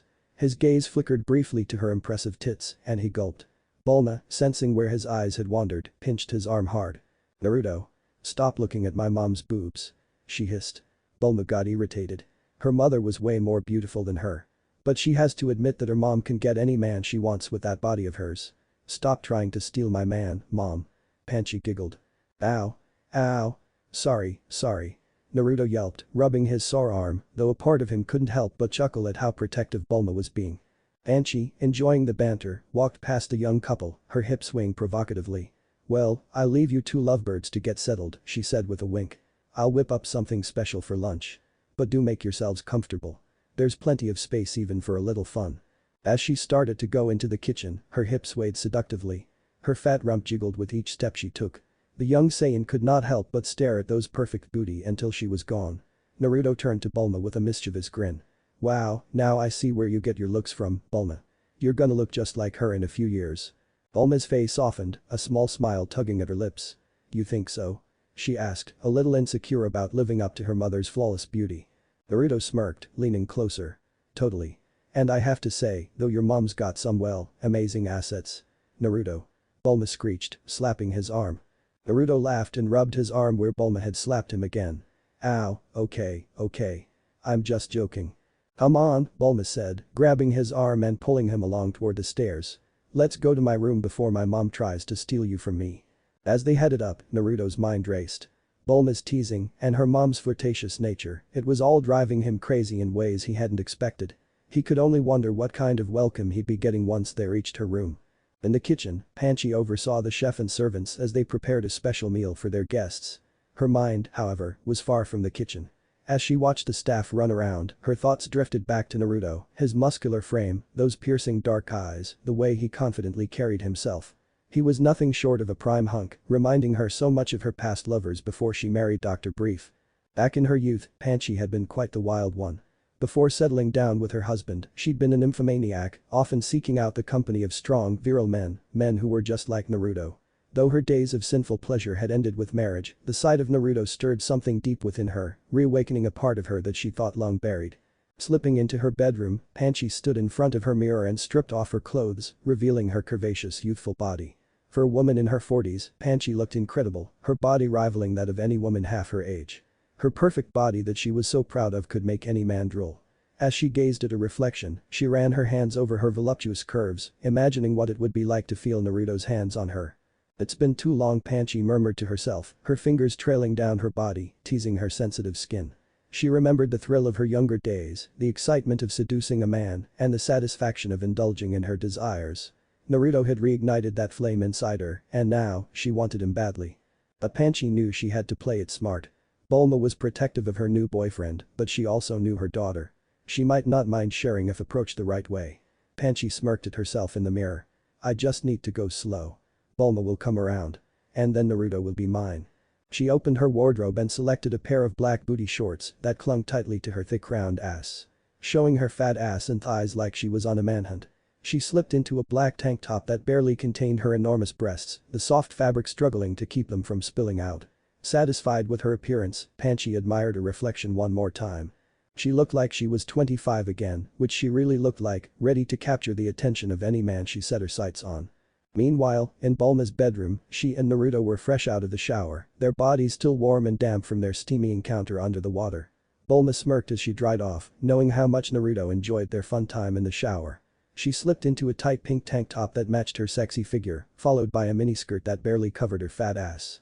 Though her chest wasn't as large as her mother's, Bulma knew she had the perfect doughy bubble butt, and she loved how Naruto's eyes always followed her every time she walked by. Naruto, dressed in black jeans and a tight-fitting red t-shirt, watched her as she bent over slightly to adjust her skirt, the side of her ass teasing him. Unable to resist, he stepped up behind her and playfully spanked her fat rear, earning a surprised yelp from Bulma. "Naruto!" she exclaimed, glaring at him over her shoulder, but her playful anger quickly melted when Naruto pulled her close and pressed his lips to hers. The kiss was slow and deep, his hands roaming over her body, pulling her tighter against him. Bulma's surprise faded, replaced by a warm flush of desire as she kissed him back, her fingers tangling in his hair. Naruto's touch was electric and she could feel the heat building between her legs. She pressed her body against him, letting out a soft moan as his hand slid lower, gripping her ass firmly. "You love my ass, don't you?" Bulma whispered breathlessly between kisses, her lips brushing against his as her fingers trailed down his chest. "Maybe," Naruto smirked, his voice low and husky, his hand squeezing her ass again. "But you love it when I spank you." Bulma giggled in lust as Naruto swept her off of her feet. Half an hour later, Panchi stood before Bulma's bedroom door, her heart racing slightly as she prepared herself for what was about to happen. She knocked softly, her voice smooth and inviting. "Bulma, dear, lunch is ready. Why don't you and Naruto join me in the dining room?" A few moments passed before Bulma's muffled voice came from the other side. "Coming, Mom." When Bulma opened the door, her eyes immediately fell on her mother's revealing outfit. Panchi stood there, her big round breasts practically spilling out of her tight tank top, the fabric struggling to contain them. Bulma's eyes narrowed in jealousy, feeling a flare of irritation at how her mother was flaunting herself so openly. "What are you wearing, Mom?" Bulma whispered, her voice filled with disbelief. Panchi just smiled innocently, her expression alluring. "Oh, don't you like it?" she asked, giving a playful twirl that only served to display her curves even more. "I thought it was cute now, where's that handsome boyfriend of yours?" Before Bulma could respond, Naruto stepped up behind her, making his presence known to the bland MILF. "I'm right here, Panchi," he said casually, his deep voice making Panchi's heart skip a beat. When she turned to look at him in his new attire, her breath hitched. He was tall, broad, and impossibly attractive, his muscular frame highlighted by his tight-fitting shirt. Panchi swallowed, struggling to keep her composure as she silently admired him. "You're looking so good, Naruto," Panchi purred, her voice a little too sultry as her eyes roved over his body. "And you too, Bulma, dear," she added, though her attention barely flickered over to her daughter. Panchi's mind was clearly elsewhere. Naruto smiled, offering a polite compliment in return. "You're looking nice too, Panchi." He couldn't deny that Panchi looked slutty in her outfit. Her top barely contained her huge tits, and her shorts hugged her hips in a way that made her body impossible to ignore. His gaze flickered briefly to Bulma, who was glaring at her mother. It was obvious that Bulma knew exactly what her mother was up to, but for now, she said nothing. Naruto, sensing the tension between the two, tried to keep the atmosphere light. Panchi, not missing a beat, slipped closer to Naruto and Bulma, grabbing them both by the arm. She made sure to press Naruto's arm firmly against her chest, her soft breast squishing against him as she led them toward the dining room. "Come now, you two. You must be starving after all that fun." Her voice carried a mischievous undertone, her touch lingering longer than necessary. Bulma blushed but didn't pull away, though her jealousy flared. She knew her mother had always been flirtatious, but this was different. Panchi was clearly interested in Naruto, and while Bulma wasn't sure how to handle it yet, she knew she would have to talk to her mother soon. For now, though, she let it go, following her mother to the dining room. They ate lunch together, the meal filled with moments of quiet tension and playful banter. Naruto tried to keep things light, but he couldn't help noticing the way Panchi's eyes kept flickering over to him, her gaze lingering on his muscles and his lips whenever he spoke. Bulma noticed too, and though she kept quiet. After lunch, Panchi suggested showing Naruto around Capsule Corporation. "You simply must see the place," she exclaimed, grabbing Naruto's arm again, her excitement barely masking her deeper intentions. Bulma shot her mother a glance, but said nothing as the three of them walked through the sprawling compound.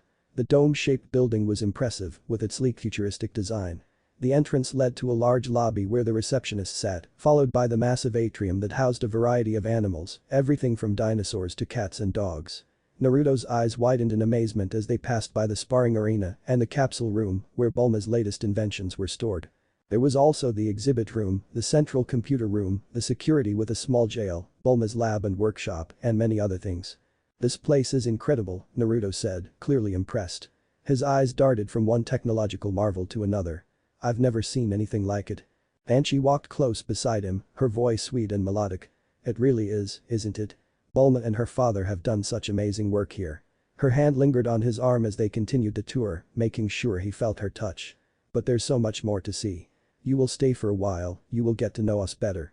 Bulma, noticing how her mother was practically glued to Naruto's side, decided to shift the conversation. Why don't we show Naruto the city? She suggested, trying to take back control of the situation. I think he'd love to see how West City operates. That sounds like a great idea, Banshee chimed in, a little too eagerly. I'll come with you. She clung to Naruto's arm, pressing her body against his. Bulma bit her lip, fighting the urge to snap at her mother. Something was definitely going on here and Bulma wasn't going to let it slide for much longer. But for now, she had to keep her cool. As they left the building and headed into the city, Naruto couldn't shake the strange tension between mother and daughter, though he couldn't deny the thrill of having two beautiful women fighting for his attention. The city buzzed with life around them, but his thoughts kept drifting back to Banshee's bold advances and the feeling that things were about to get a lot more complicated. It had been a week since Master Roshi had taken xChi-Chi under his wing as a student. xChi-Chi was a hard-working girl with a natural talent for martial arts, though she still had a long way to go if she wanted to match the strength and skill of Naruto, whom Roshi often referenced as an example of raw potential. While xChi-Chi was progressing well, Roshi couldn't help but compare her to her father, the Ox King, who had been strong but unable to withstand the grueling nature of his training. Roshi only hoped that xChi-Chi wouldn't give up before realizing her full potential. At the moment, xChi-Chi was wearing a blue martial arts outfit, beads of sweat forming on her brow as she sparred with Roshi. She was fully focused until something in the distance caught her attention. Her eyes widened as she spotted a small object out at sea, her concentration breaking at the worst possible moment. Before she could react, Roshi's fist struck her on the shoulder, sending her stumbling backward. What's the matter, xChi-Chi? Roshi barked, though his tone was more surprised than angry. You're supposed to block. Sorry, master, xChi-Chi quickly apologized, rubbing her shoulder. I just got distracted. There's something out there, she added, pointing toward the sea. Roshi turned his head to look, squinting as he tried to make out what she was talking about. For a moment he thought Naruto was returning back. But quickly dismissed that thought. Again Roshi's curiosity piqued and he tried to see what was approaching. What is that? He murmured. xChi-Chi's sharp eyes picked up on it first. It's a boat. She said, sounding surprised. And there's a kid on it, looks kinda weird, honestly. The bold child, no more than 2.5 feet tall, was steering a small boat toward the island. He was wearing a yellow sleeveless monk garb with purple straps running down the sides, loose orange pants, and traditional martial arts shoes. As the boat neared the shore, the boy jumped off it with surprising agility. Instead of landing on his feet, the kid misjudged his jump and ended up diving headfirst into the sand, his head getting stuck in the ground. xChi-Chi burst out laughing, unable to hold it in. Who is this goofball? She giggled, wiping a tear from the corner of her eye. Roshi raised an eyebrow, crossing his arms over his chest. No idea, but he's certainly got spirit. xChi-Chi, help him out. Still chuckling, xChi-Chi walked over to the kid and tugged on his legs until his head popped free of the sand with an audible plop. Dusting off his bald head, the boy straightened up and smiled at her, bowing gratefully. Thank you. The boy said before turning his attention to Roshi. You must be the great Master Roshi. Roshi stroked his beard, intrigued by the kid's confidence. People do say that, yes, he replied nonchalantly. The kid bowed even lower, showing deep respect. My name is Krillin and I've come from a village far to the east. Please, Master Roshi, allow me to train under you. Roshi was about to decline, as he had many times before when hopeful students sought his tutelage, but Krillin surprised him. With a knowing smirk, the boy pulled a small stash of porn magazines from his pocket and handed it to Roshi with both hands. Please accept this, Master, Krillin said with a smirk. Roshi's eyes lit up like a child in a candy store. He snatched the magazine from Krillin's hands and immediately began flipping through the pages, nodding approvingly. Not bad at all, he muttered under his breath before snapping the magazine shut. Well, this changes things. Krillin's eyes gleamed with satisfaction. He glanced at xChi-Chi, noticing her martial arts attire. So, are you a student too? He asked curiously. xChi-Chi nodded, crossing her arms. Yeah, I'm xChi-Chi, she said, trying to sound tough. Krillin squinted at her, sizing her up. You don't look like the fighting type, he commented, his tone a bit dismissive. xChi-Chi's face twisted into a scowl. Oh really? Well, your head looks like a beach ball, she shot back, smirking. Krillin's face flushed with annoyance. What did you say? He fumed.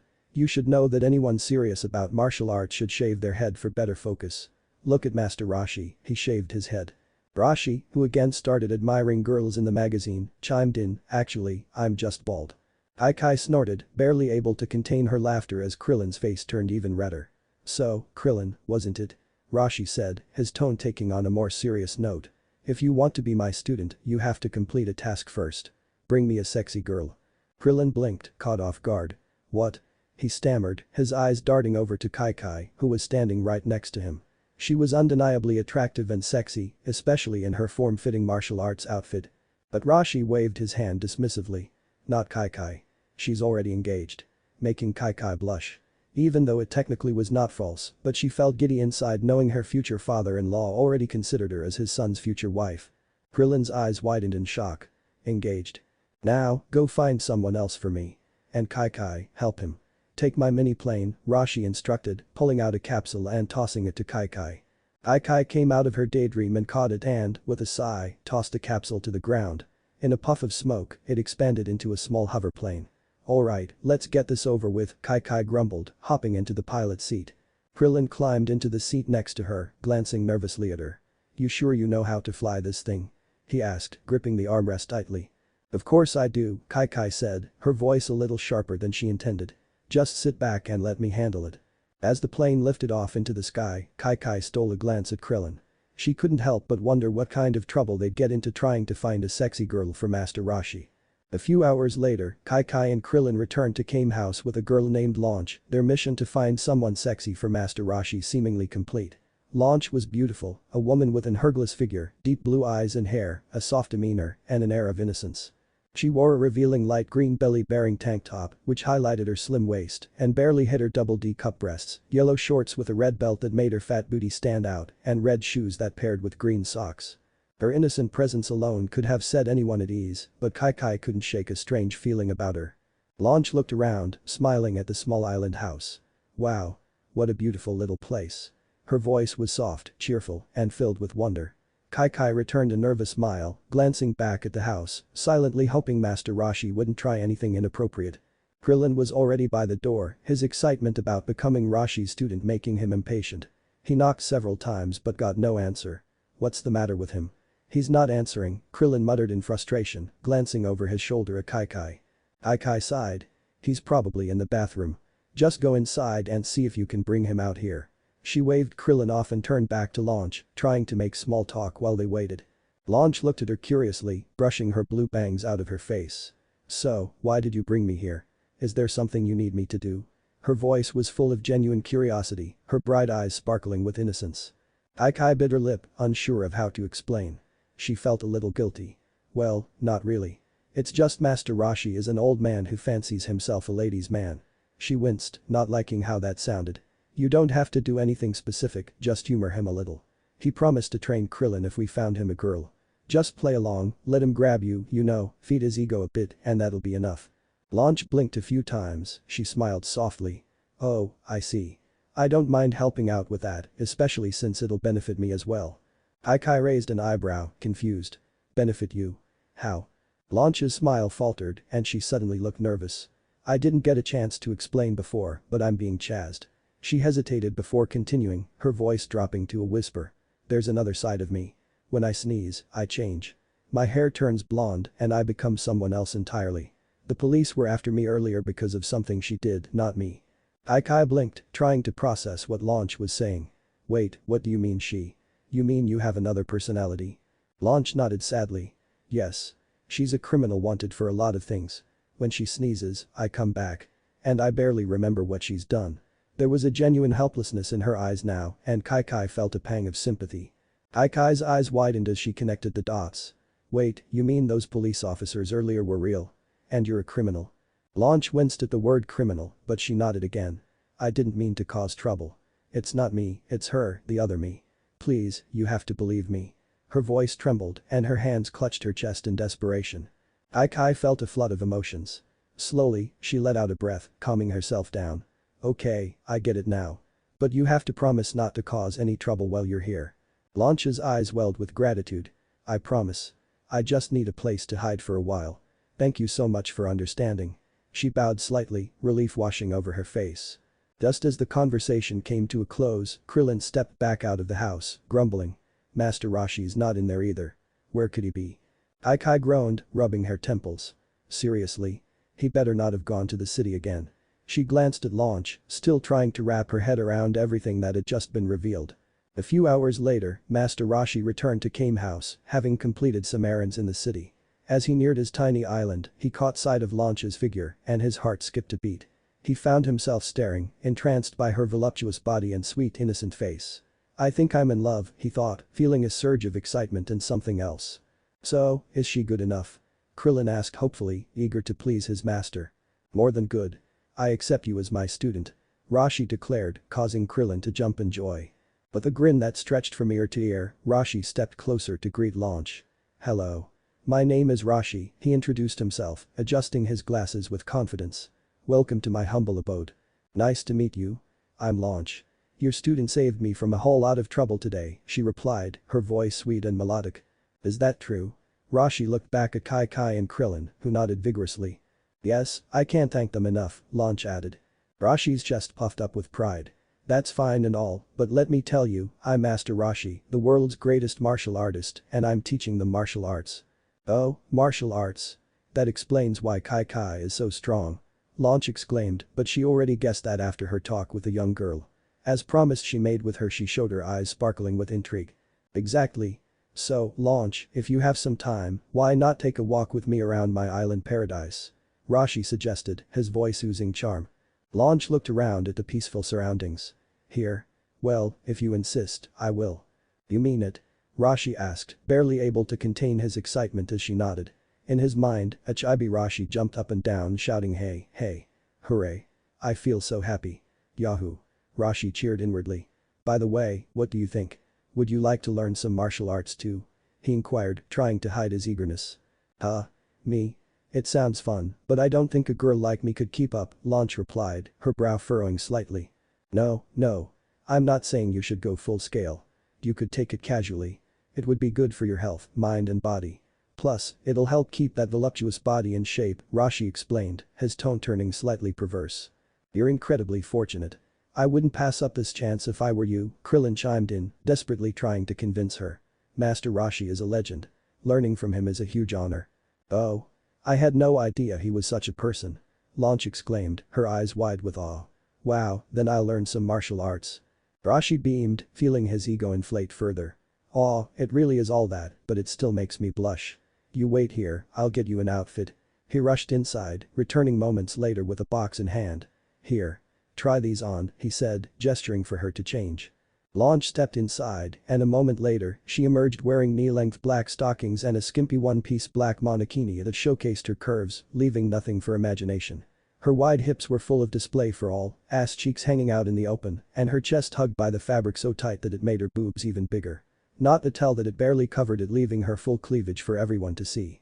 Roshi's nosebleed was immediate. It looks like underwear, Launch said, tilting her head in confusion. Feeling a little exposed but still felt comfy in her new attire. No. This is just perfect for you. Roshi insisted, his voice high-pitched with excitement. xChi-Chi and Krillin facepped him simultaneously, sharing a knowing glance. You've got to be kidding me. But I wouldn't mind wearing it for Naruto, xChi-Chi thought, shaking her head. Okay, but this doesn't seem very practical for martial arts, Launch said, striking a sultry pose to tease Roshi. As she did, Roshi got to see her fat ass and that fabric disappearing between her cheeks. Top of that innocent face of her made it even more alluring. Young girls are the best, Roshi thought, his mind swirling with fantasies. Just then, a butterfly fluttered around him, breaking his concentration. He swatted it away angrily. But as if fate had a sense of humor, a butterfly fluttered by Launch's nose. She sneezed, and her blue hair turned blonde and her eyes blew to green in an instant. Confusion washed over her face as she examined her outfit. Okay, guys. Whose idea was this to dress me like a bimbo sex doll? Now as blonde Launch, she snapped, her voice now sharp and furious, losing all the innocent girl nature. Master Roshi, xChi-Chi and Krillin exchanged bewildered glances. Suddenly, Launch pulled a machine gun from seemingly nowhere, pointing it at them with wild eyes. Who the hell are you guys? Die. They dove to dodge the bullets, rushing to find cover as panic set in. Moments later, another sneeze escaped Launch, reverting her back to her blue-haired self. She looked at the gun in her hand and dropped it, her expression shifting to one of horror. Oh dear, I am so sorry. You see, every time I sneeze, I switch personalities. she explained, her voice trembling as she looked down in shame. Did I do something I shouldn't have? And no, it's fine. Rashi stammered, trying to regain his composure despite the chaos that had just unfolded. Krillin froze as if he saw ghosts. xChi-Chi, already knowing about her condition from their previous conversation, felt a mix of sympathy and exasperation. Just let's try to keep the violence to a minimum, okay? She said, shaking her head, still trying to process what just happened. It's been 2 months since Naruto started living with a brief family. At first, he struggled to adapt to city life. The rush and fast-paced atmosphere were overwhelming. However, after a few weeks, he began to get the hang of it. Once he experienced the vibrant inner life of the city, it felt like a whole new world for him. Having spent most of his life on a peaceful island and only visiting small cities when necessary, the charm and excitement of city life started to appeal to him. Naruto learned many things from his girlfriend, Bulma, that he didn't know before. She taught him various essential skills for city living, including how to drive, manage big expenses while shopping, and understand the job market, including odd jobs. Naruto absorbed it all eagerly. After some time, he took Bulma on a few dates, and she was pleasantly surprised by how he managed to create fun yet calm moments for them during each outing. This experience brought them even closer together. xChi, on the other hand, became bolder than before with Naruto, with her advance becoming more and more obvious. But he didn't complain. Actually, he liked it. Who wouldn't? She was bona fide MILF. He was like a horny teen around her. Bulma noticed it too, but she didn't say anything because she was having a good time as well.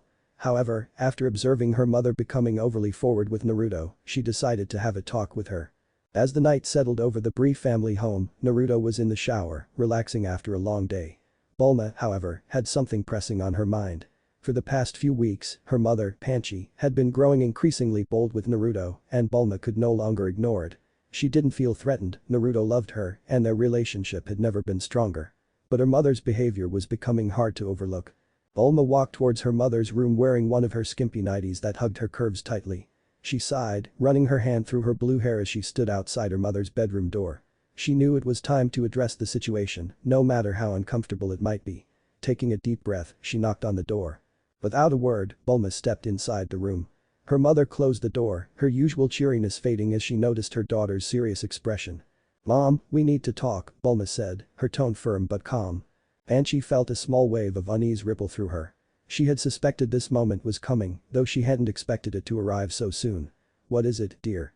she asked, though she already had an idea of what her daughter wanted to discuss. Bulma crossed her arms, her blue eyes narrowing slightly. "It's about you, Mom. I've noticed you've been getting very close to Naruto lately. And I mean very close." Panchi blinked, feigning innocence with a sweet, almost motherly smile. "Oh, Bulma, I don't know what you're talking about. I just wanted to get to know Naruto better. He's such a handsome boy, after all." Her alluring tone didn't even hide her true intention. The blonde MILF was a little surprised to hear that. But Panchi kept quiet, her eyes darting away as she fidgeted with the hem of her nightie. The silence hung heavy in the air, but Bulma wasn't done. "Look, Mom, I love you. But this has to stop. Naruto's my boyfriend, I know he is handsome and a stud of a boy, but I need to know why you're acting like this. I need answers," Bulma demanded, her voice growing more forceful. Her mother always has been a flirtatious woman who was not shy to express herself, but everything has a limit. Panchi's shoulders slumped, and the playful facade she had been hiding behind slowly dissolved. She glanced at her daughter, her expression shifting from confidence to vulnerability. She had known Bulma would see through her act eventually, and now there was no point in pretending anymore. "I am sorry, Bulma," Panchi finally said, her voice quiet and tinged with regret. "I didn't mean for it to go this far. I never wanted to upset you." She sighed deeply, sitting down on the edge of her bed. "The truth is, seeing you and Naruto together, it brings back so many memories of when I was younger. When I was with your father, ever since he passed away, I've felt alone." Bulma's expression softened slightly, though she remained silent as her mother continued. "And when I saw Naruto, so strong and confident, I couldn't help myself. It was like something inside me woke up again. I know it sounds ridiculous, but I felt alive in a way I haven't since your father died."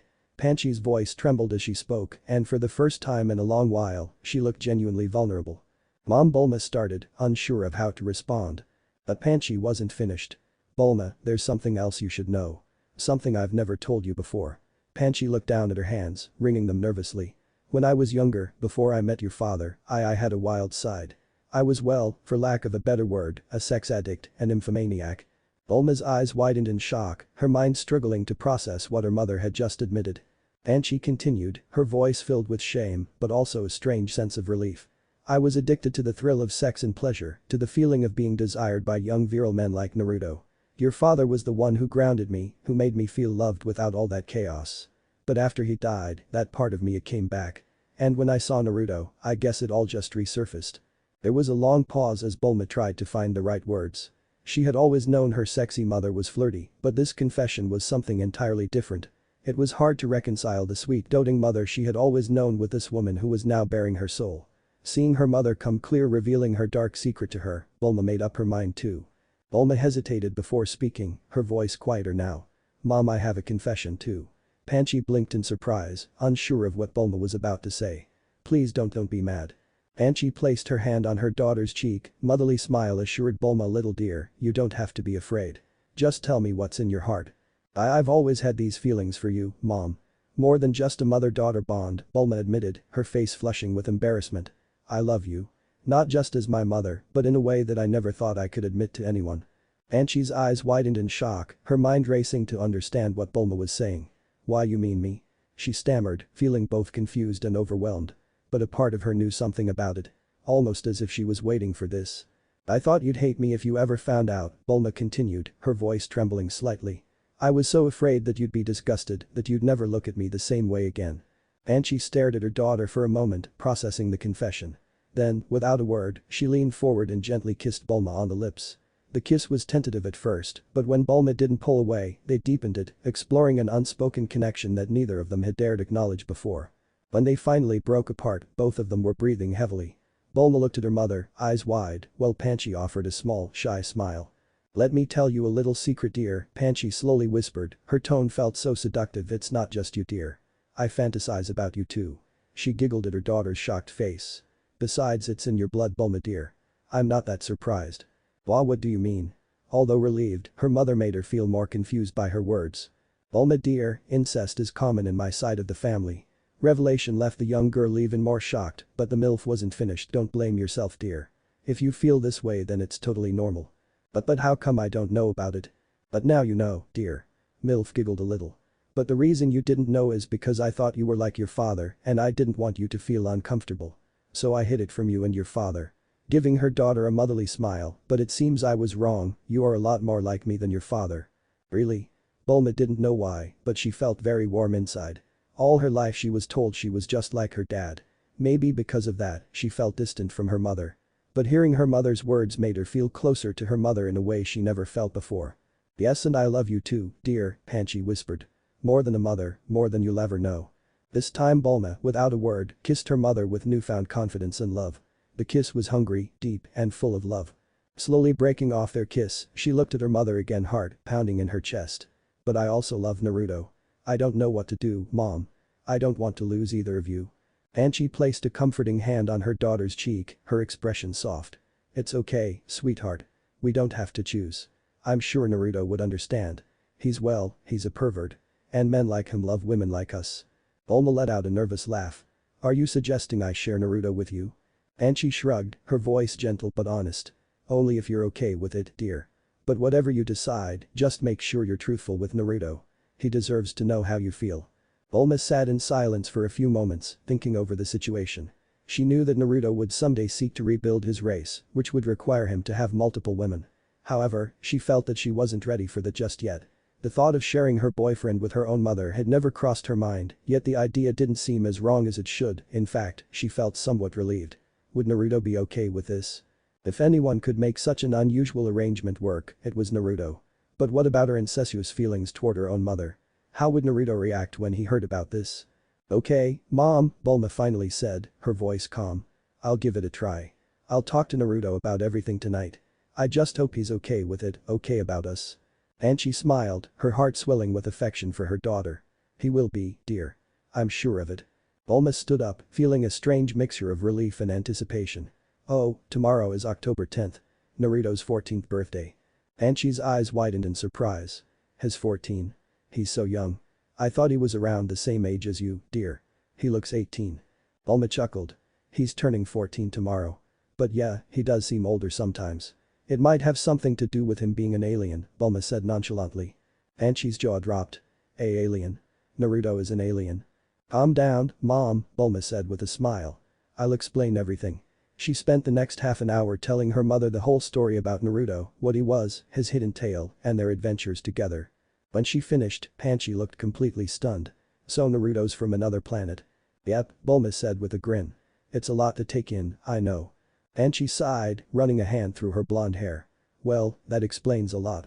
Bulma smiled and leaned in to kiss her mother one last time. I should go now. Naruto's waiting for me.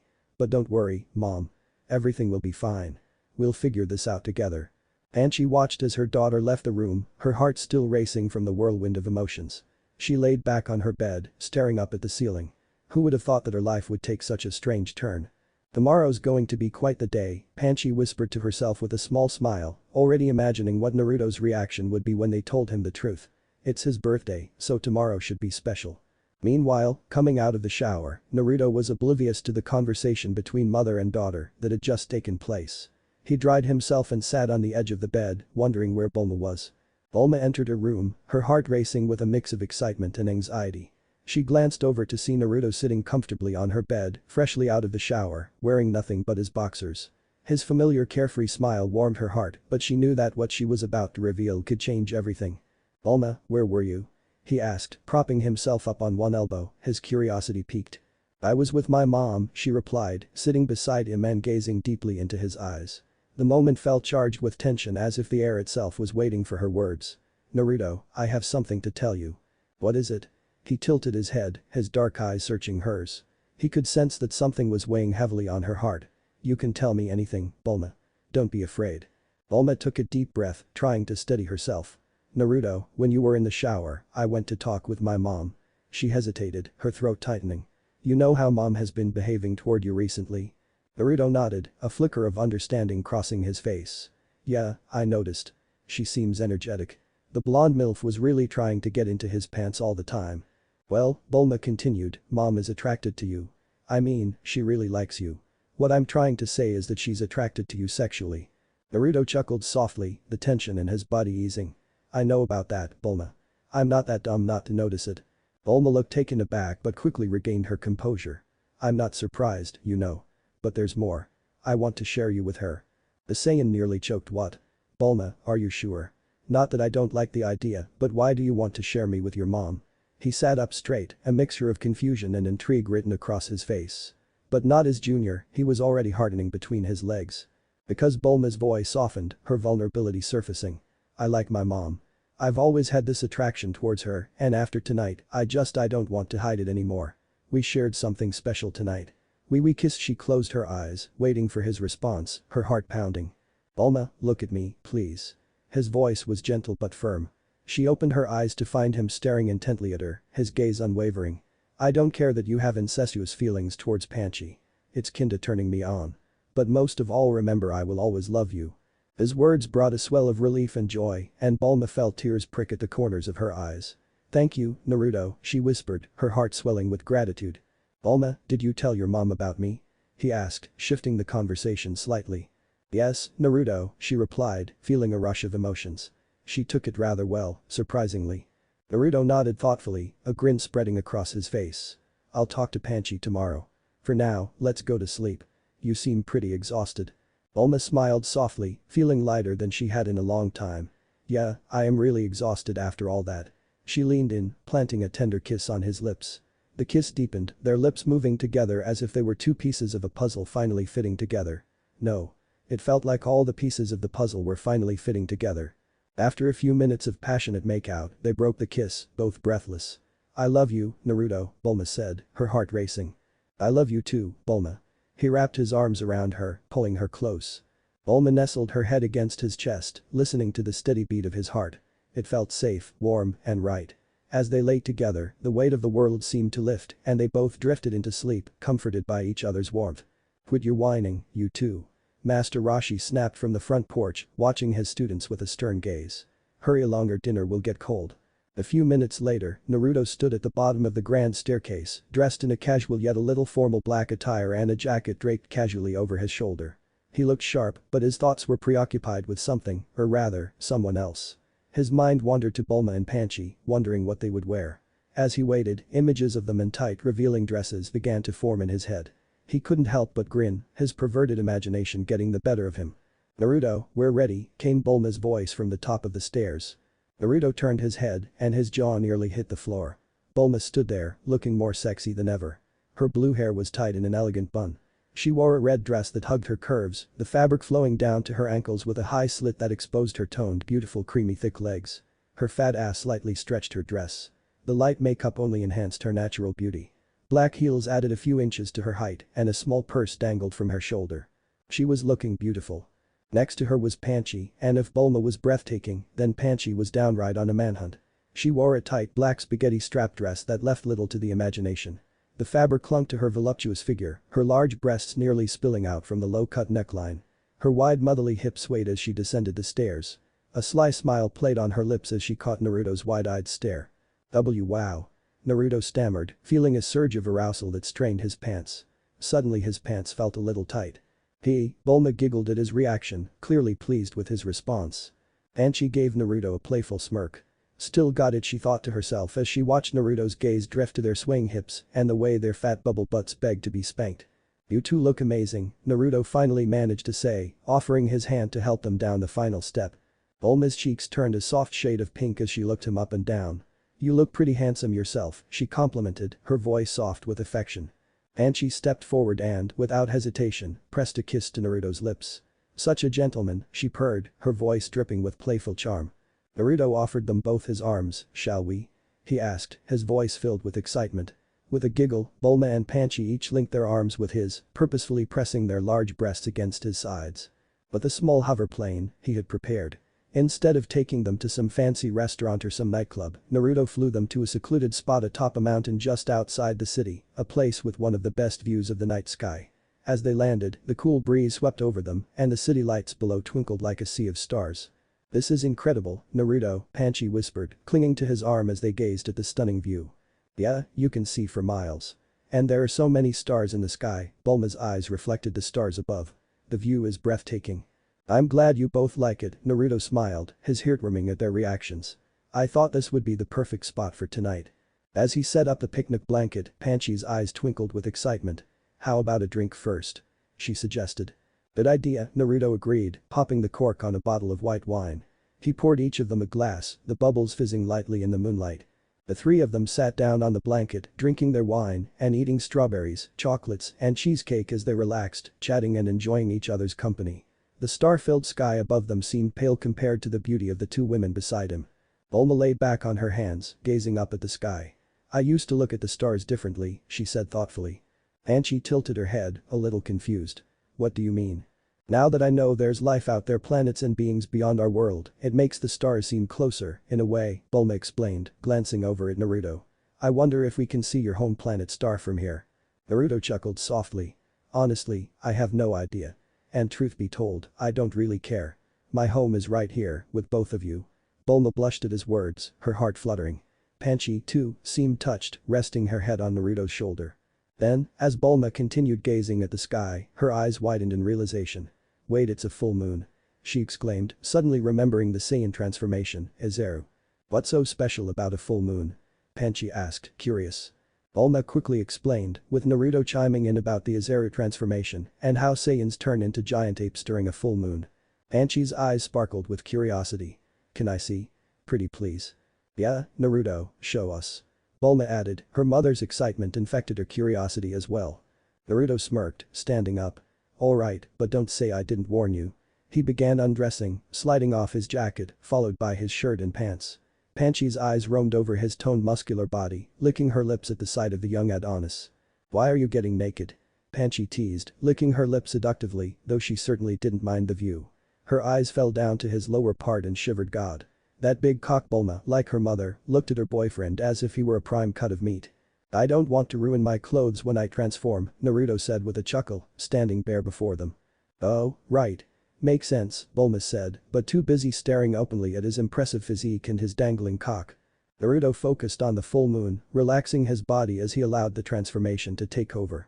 Within moments, his body began to grow, muscles expanding, bones shifting, until he stood as a towering 40-foot tall, Ezeru. Naruto said with a booming laugh, waving his giant hand down at the two women. Panchi gasped in awe. "Wow. That's amazing." Yeah, but it's also dangerous, Naruto warned, his deep monstrous voice shaking the whole place around them. Most Saiyans can't control this form. They go berserk. But you're different, Bulma said confidently, her eyes filled with amazement, seeing her boyfriend transform into such a big creature was something else entirely. The Zara Naruto rubbed the back of his massive head sheepishly. I guess I'm just stubborn. Transform back now, Bulma said with a teasing smile. You're way too big to kiss. Naruto chuckled before concentrating and shrinking back down, rejecting the blood's waves until he stood before them in his base form once again, naked and his thick cock hanging out in the open. While he had been transforming, both Bulma and Panchi had slipped out of their dresses, standing before him and nothing but their bare skin hardened from the cool mountain air and their own rising desire. Naruto's lustful gaze devoured them both, and before they could say anything, he tackled them onto the blanket, wrapping them in his strong arms. The basket and other items scattered away, but he didn't care. All that mattered was two sexy naked ladies by his side. In the deep, isolated forest, Yamcha was lost in his thoughts as he trained relentlessly for the upcoming World Martial Arts Tournament. He sprinted through the thick woods, his movements fast and precise. With a powerful leap, he soared high and landed gracefully on a tree branch. From there, he bounded from one branch to the next, his agility honed from months of intense practice. The wind whistled past him as he neared his destination, a massive boulder towering before him. Yamcha clenched his fists, his brow furrowed in determination. It's been nearly a year, he muttered to himself, his voice filled with anger. Nearly a year since I was humiliated by Naruto and the Ox King's daughter. His fists trembled, not with fear, but with rage. I've been training every single day since then. At the tournament I'll have my revenge. His eyes darkened, and with a fierce yell, he unleashed his wolf-fang fist, his hands moving in a blur as he struck the boulder with all his might. The giant rock shattered into countless pieces, crumbling into the ground beneath his feet. Breathing heavily, Yamcha allowed a small smirk to creep onto his face. Naruto, I will defeat you. Just you wait. He threw his head back and laughed bitterly, his heart set on vengeance. But as his laughter faded, he remembered his companion, Pure. Maybe it's about time I return to the city. Pure's probably waiting for me. With one last glance at the ruined boulder, he turned his gaze skyward, the trees parting above him to reveal the endless dark sky filled with stars. Without another word, he sprinted toward the city, eager to reunite with his loyal friend. A few weeks later, the familiar sight of Kame House stood by the shore, the gentle sea breeze swaying the palm trees. Master Roshi, dressed in a sharp black suit, stood outside waiting for his students. Today was a special day. It was finally time for them to head to the World Martial Arts Tournament, and he couldn't wait to test how far xChi-Chi and Krillin had come. Before long, xChi-Chi and Krillin returned from their morning exercise, each wearing their training outfits with the heavy turtle shells strapped to their backs. Their eyes sparkled with excitement, eager for the tournament ahead. All right, it's about time we leave for Metro South, Roshi said, his voice filled with pride. But before we go you can take off those shells now. xChi-Chi let out a sigh of relief. Thank goodness. It would have been so embarrassing to go like this. She quickly unstrapped the shell, feeling the immense weight leave her body. Krillin did the same, grinning as he stretched his limbs. Krillin, equally amazed, grinned. I feel like I'm floating. Roshi chuckled at their enthusiasm. Go ahead, jump as hard as you can. Without a second thought, xChi-Chi and Krillin leaped into the air with all their might. To their amazement, they soared higher than they ever imagined, the ground shrinking below them as they flew upward. They looked at each other mid-air, wide-eyed and full of joy. We're so high. When they landed, the sheer excitement bubbled over and they began to run around, testing their newfound strength and speed. Roshi watched them with a knowing smile, pride swelling in his chest. His students had grown so much in so little time. Just then, Launch, who had been waiting patiently, stepped forward with two small boxes in her hands. Hold on, you two, she said with a smile. xChi-Chi and Krillin stopped running and looked at her curiously. What's that, Launch?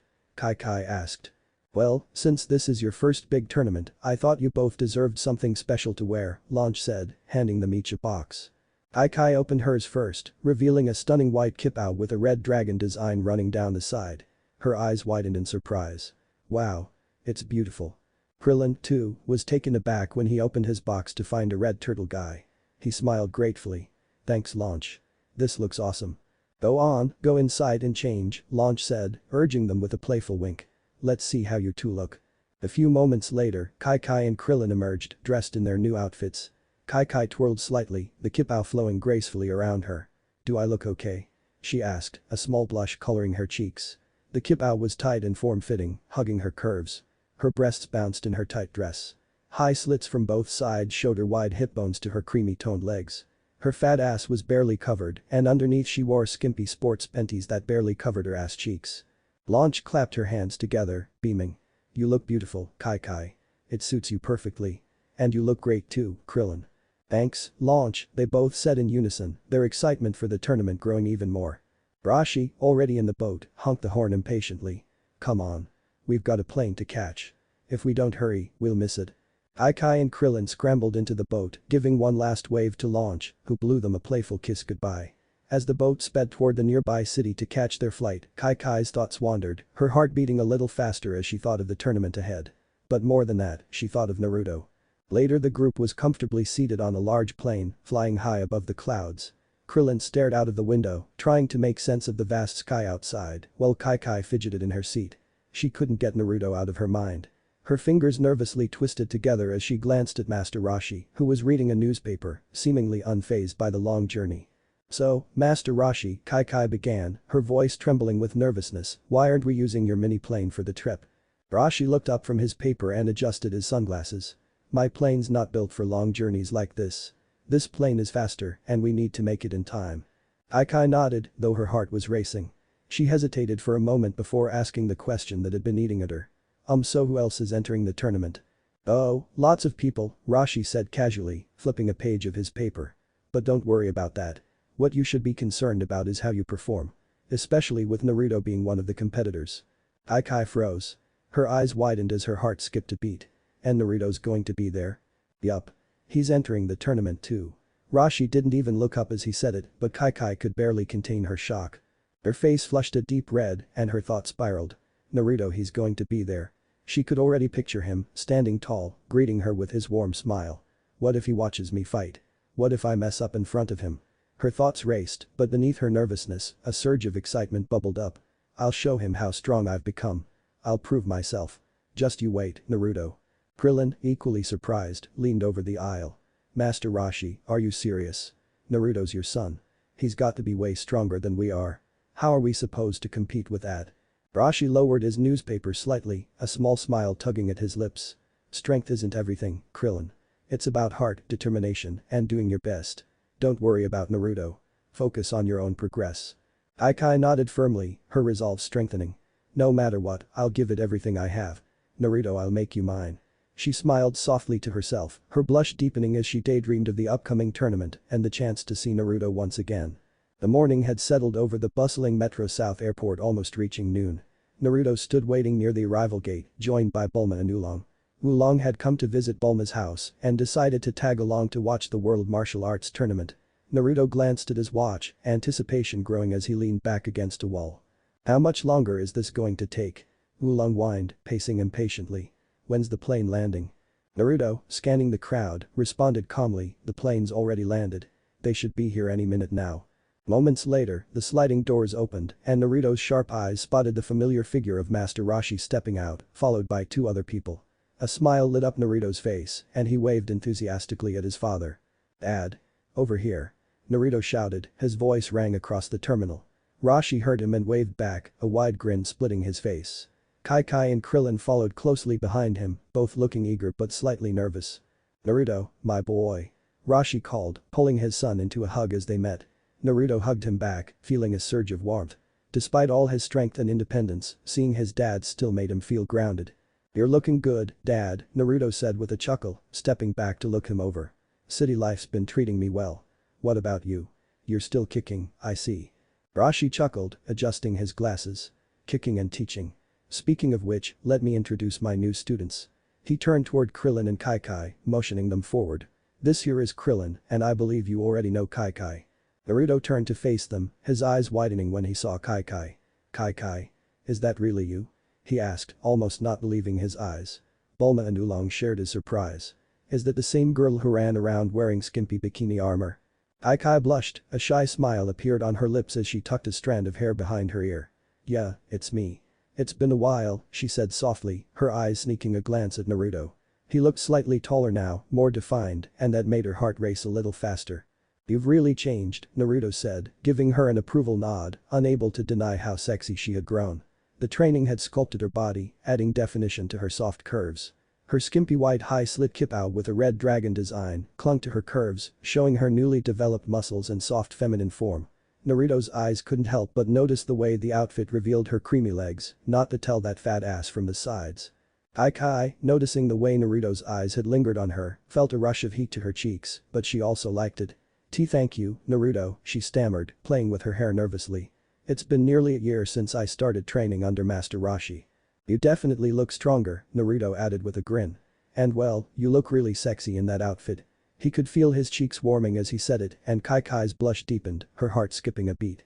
"Yeah, you're looking pretty good yourself," xChi-Chi mumbled, still trying to steady her racing heart. She turned to Bulma and Oolong, trying to change the subject. "Hey, Bulma, Oolong, remember me?" Bulma smiled and shook her head with amusement.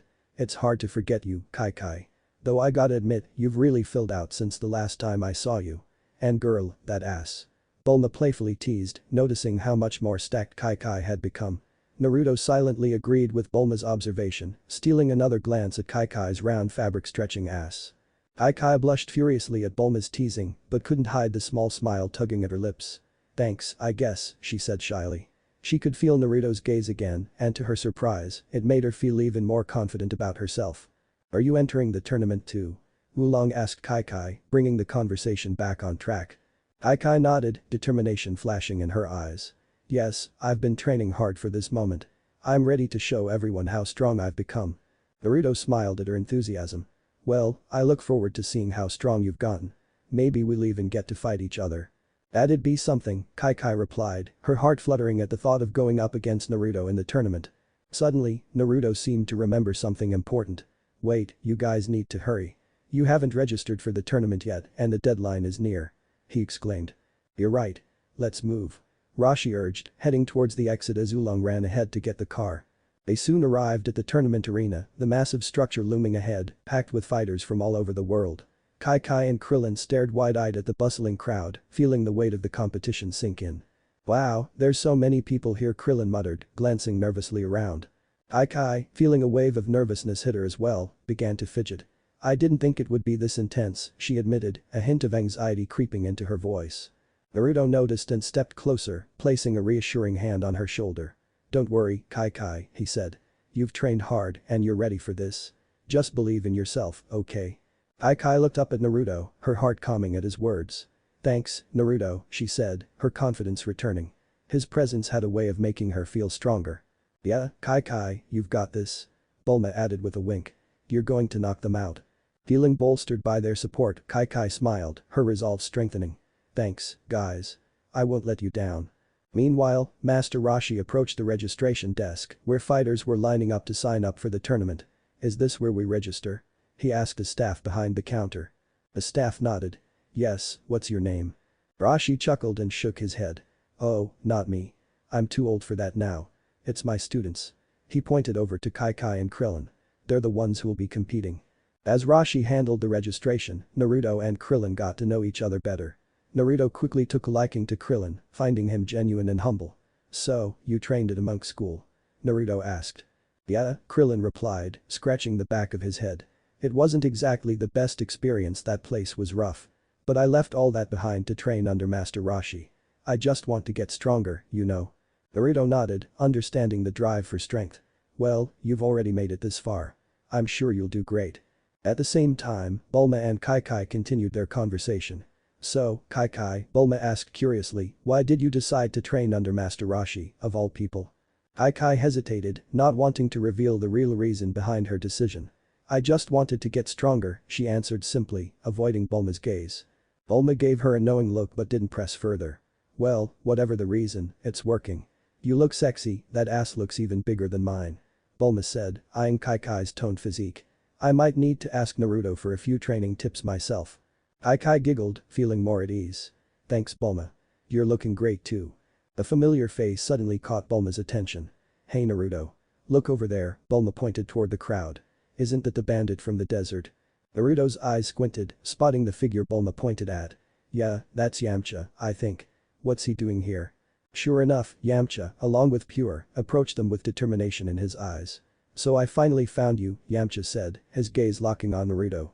"What do you want, Yamcha?" Naruto asked, feeling the tension rising. You didn't come here to rob people again, did you?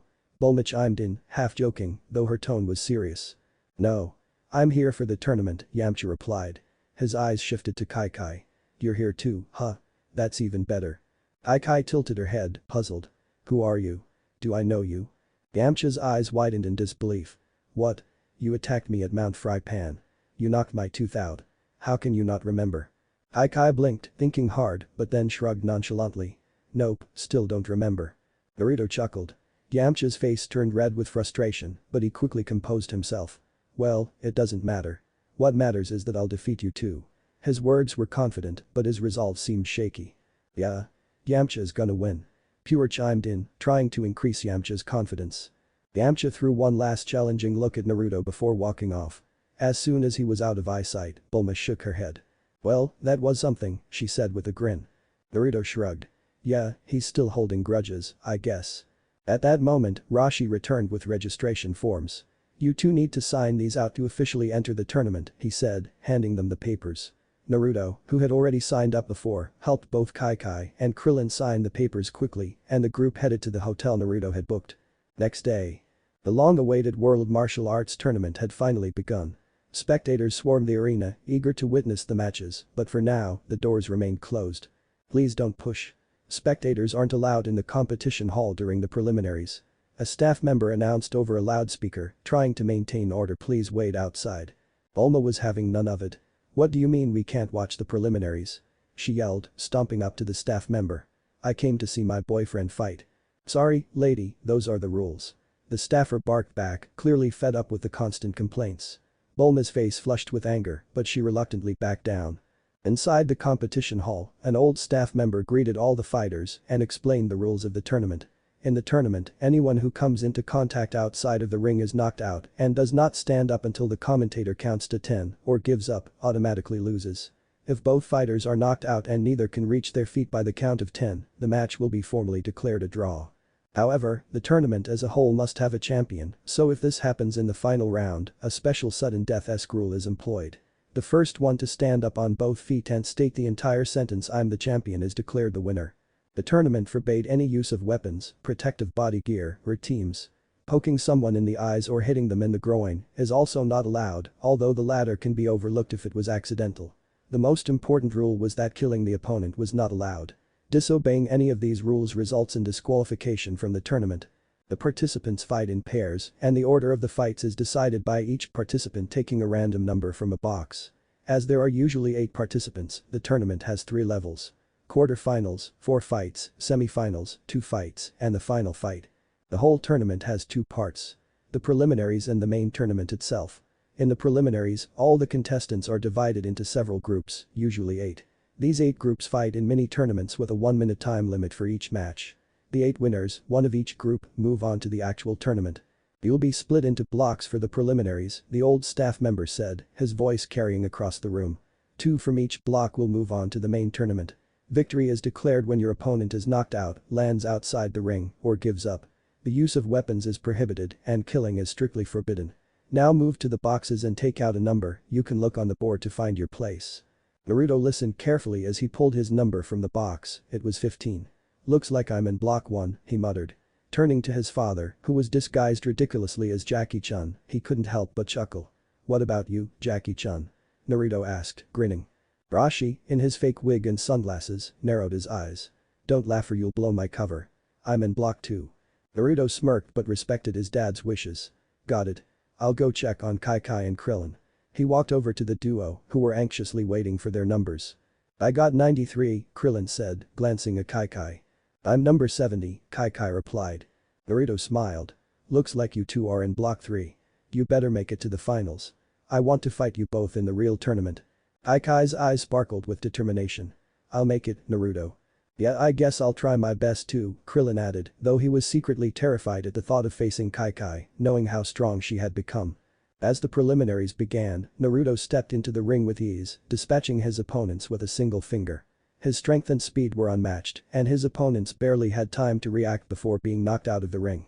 He grew bored, yawning between matches, wondering if anyone could provide a real challenge.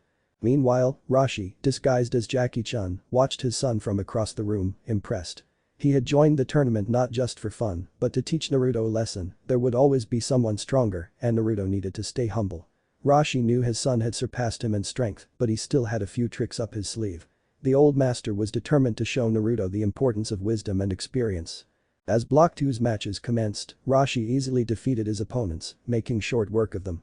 His eyes frequently darted toward Naruto, mentally preparing himself for their showdown. As the third block's turn approached, the atmosphere in the competition hall crackled with tension and excitement. xChi-Chi stood at the edge of the ring, adrenaline coursing through her veins. She noticed Krillin pacing back and forth, his face a mix of determination and anxiety. "Are you really sure about this, xChi-Chi? Look at all these monster-like guys." Krillin exclaimed, glancing nervously at the hulking competitors around them. "Relax, Krillin. None of these guys are as strong as we are," xChi-Chi reassured him, a confident smile on her face. "If you say so," Krillin mumbled, still looking doubtful. Just then, xChi-Chi's number was called and her heart raced with anticipation. She took a deep breath and stepped into the ring, glancing back to see Krillin giving her a thumbs up, wishing her luck. As she faced her opponent, a towering 10-foot muscular giant, the crowd gasped at the sheer size of him. He looked down at xChi-Chi, amusement dancing in his eyes. "Where is my opponent?" he shouted, scanning the ring until his gaze fell on her. "Right here," xChi-Chi replied. "What is this? A girl?" The giant burst into laughter, shaking his head. "Listen, this is no place for a girl." xChi-Chi felt irritated by his attitude, a spark ignited within her. "Are you scared that you'll lose to a girl?" she mocked, her voice laced with sarcasm. The giant's laughter faded into anger as he charged toward her, but xChi-Chi vanished in an instant, a blur of speed. The giant swung his massive fist, believing he had crushed her, only to realize she was standing behind him. "Too slow." xChi-Chi taunted before delivering a powerful punch that sent the giant tumbling out of the ring. The referee quickly announced her as the winner, and xChi-Chi's confidence soared. She leaped into the air, her excitement visibly seen to all as she heard Krillin cheering for her from the sidelines. After several more matches, it was Krillin's turn. He stepped into the ring, visibly anxious but determined. xChi-Chi called out, "You've got this, Krillin. Just remember what Master Roshi taught you."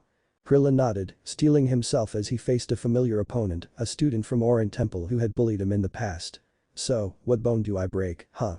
the bully sneered, rushing toward Krillin with a punch. But the swift dodge, Krillin countered with a powerful kick to the bully's gut. The force was so great that it sent the bully crashing through the competition hall wall, leaving the crowd in stunned silence. "Huh?" Krillin exclaimed, disbelief washing over him as he realized he had won. He slowly walked out of the ring, his heart racing. xChi-Chi rushed to him, her face beaming with pride. "See, Krillin. I told you, you would win." "Thanks, xChi-Chi," he said, still in shock, the thrill of victory sinking in. The fruits of their intense training with Master Roshi were indeed impressive. xChi-Chi and Krillin had transformed into formidable fighters, effortlessly defeating opponents one after another. The two of them advanced through the preliminaries, winning all their matches with newfound strength and confidence. As the matches concluded, the quarter-finalists were announced. Among them were Naruto, xChi-Chi, Krillin, Jackie-chan, Roshi, and Yamcha, all set to enter the tournament's next phase. The excitement in the air and the group couldn't help but celebrate their victories. Outside the competition hall, Bulma waited anxiously with Oolong. Just then, Master Roshi approached them, a grin on his face, despite the slight weariness in his eyes. "Where were you, Master Roshi?" Oolong asked, eyes narrowing suspiciously. "Yeah, where have you been?" Bulma added, crossing her arms. "Oh. And nowhere. This place is too big, I lost my way," Roshi stammered, attempting to brush off their inquiries. Fortunately, they seemed to buy his excuse.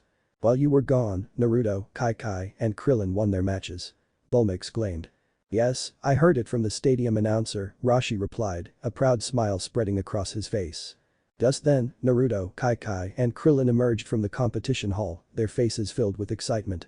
Bulma rushed to Naruto, wrapping her arms around him in a warm embrace.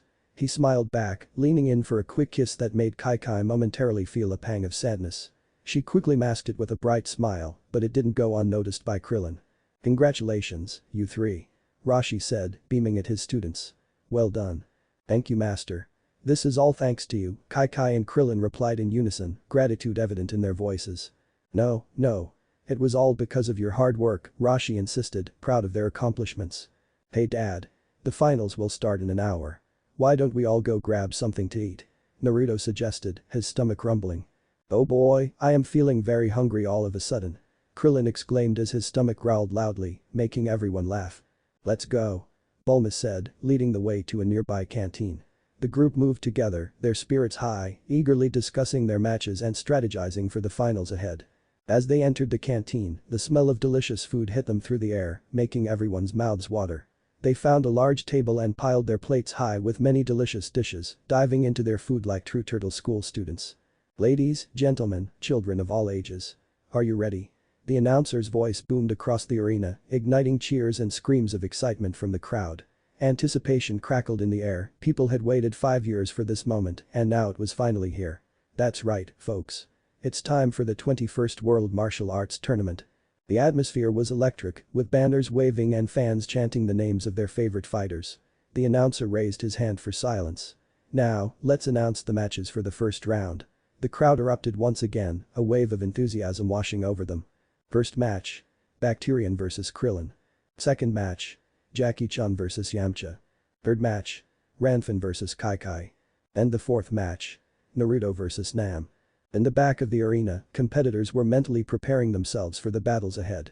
The excitement was palpable, each fighter feeling a mix of nerves and determination, well, except for certain Saiyan and his dad. Very soon, the first match between contestant Bacterian and contestant Krillin will begin, the announcer continued. But first, a word from our esteemed tournament chairman. The audience quieted, and a scrappy-looking grey dog man in a kimono shuffled onto the stage. A hush fell over the crowd. The chairman took the microphone, glanced at the crowd, and simply said, "Woof." Asipums rippled through the audience. The announcer shook his head, chuckling. Isn't that profound? He turned back to the eager crowd. Now, the first match begins. Will both fighters please make their entrance? Krillin felt a knot of anxiety twist in his stomach as he approached the ring. The sound of the crowd faded into a dull roar as he focused on the task at hand. Kai-Kai's voice broke through his thoughts. Good luck out there, Krillin. She encouraged, her bright smile lighting up the nervousness in his heart. Just remember to have fun. Naruto added, his words added more encouragement. Krillin nodded, trying to shake off his nervousness. Thanks, guys, he replied, rubbing the back of his head, a nervous habit he had picked up over the years. As Krillin climbed into the ring, he caught sight of Naruto and Kai-Kai leaning over the wall, grinning and waving at him. Their support gave him a small boost of confidence and he took a deep breath, focusing on his opponent. Suddenly, a foul odor filled the arena, making everyone cover their noses in disgust.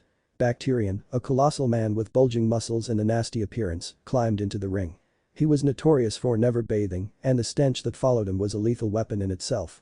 Krillin winced, his confidence wavering as he took in Bacterian's grotesque figure, dark brown skin, unkempt hair, a bushy beard, and missing teeth. The announcer struggled to maintain his composure, covering his nose with a napkin. And here we have contestant Krillin, the youngest fighter at just 13 years old. He gestured toward Krillin, who held his breath, holding his non-existent nose, trying to block out the stench. And this stinky gentleman over here, the announcer continued, attempting to lighten the mood, has never taken a bath since the time he was born. Ladies and gentlemen, give it up for Bacterian. The Bacterian roared at the crowd, spreading more of his stinks. In the crowd, Bulma and Oolong cringed at the smell. So Krillin better come out top, huh, it stinks even worse than skunk. Oolong remarked, his voice muffled by his own hands. Due to being a beast man, his sense of smell was higher than others. The uncomfortable look on his face was palpable to all. "Wwwwww.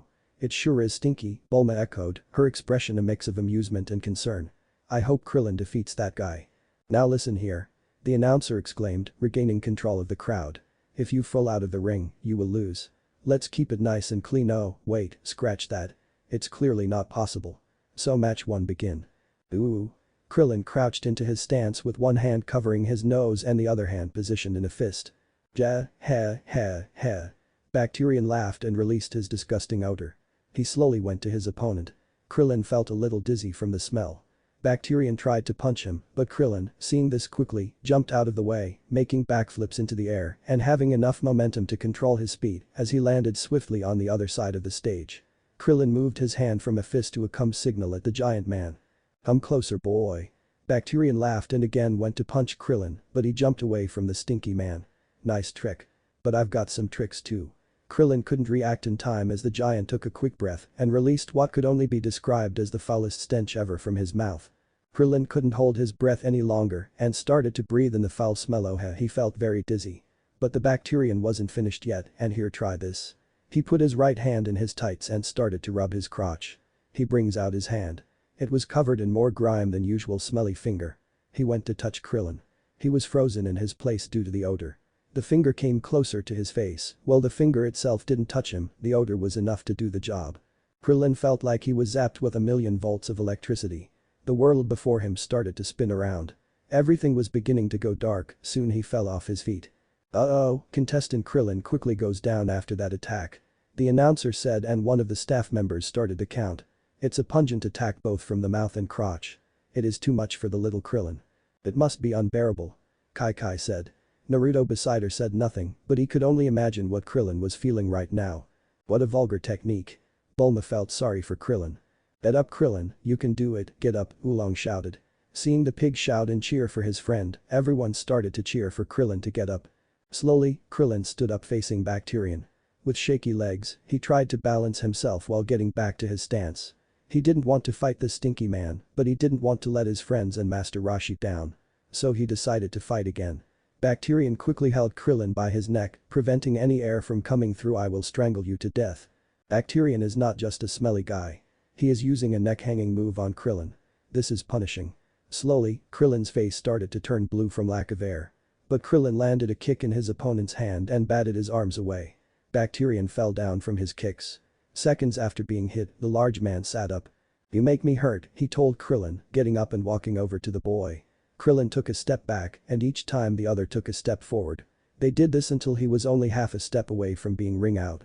Contestant Krillin has nowhere to go. If he falls from the ring, he loses. The announcer said. This doesn't even make any sense, he doesn't even have a nose. Roshi thought. Come on Krillin, how can you lose to a guy like that? xChi-Chi shouted. Krillin just can't lose after all the hard training he went through. Suddenly xChi-Chi felt realization hit her. Krillin, focus your mind. The stench is all in your mind. There's no way you can smell it. You ain't got a nose, do you? That's right. Krillin said, how can I forget that?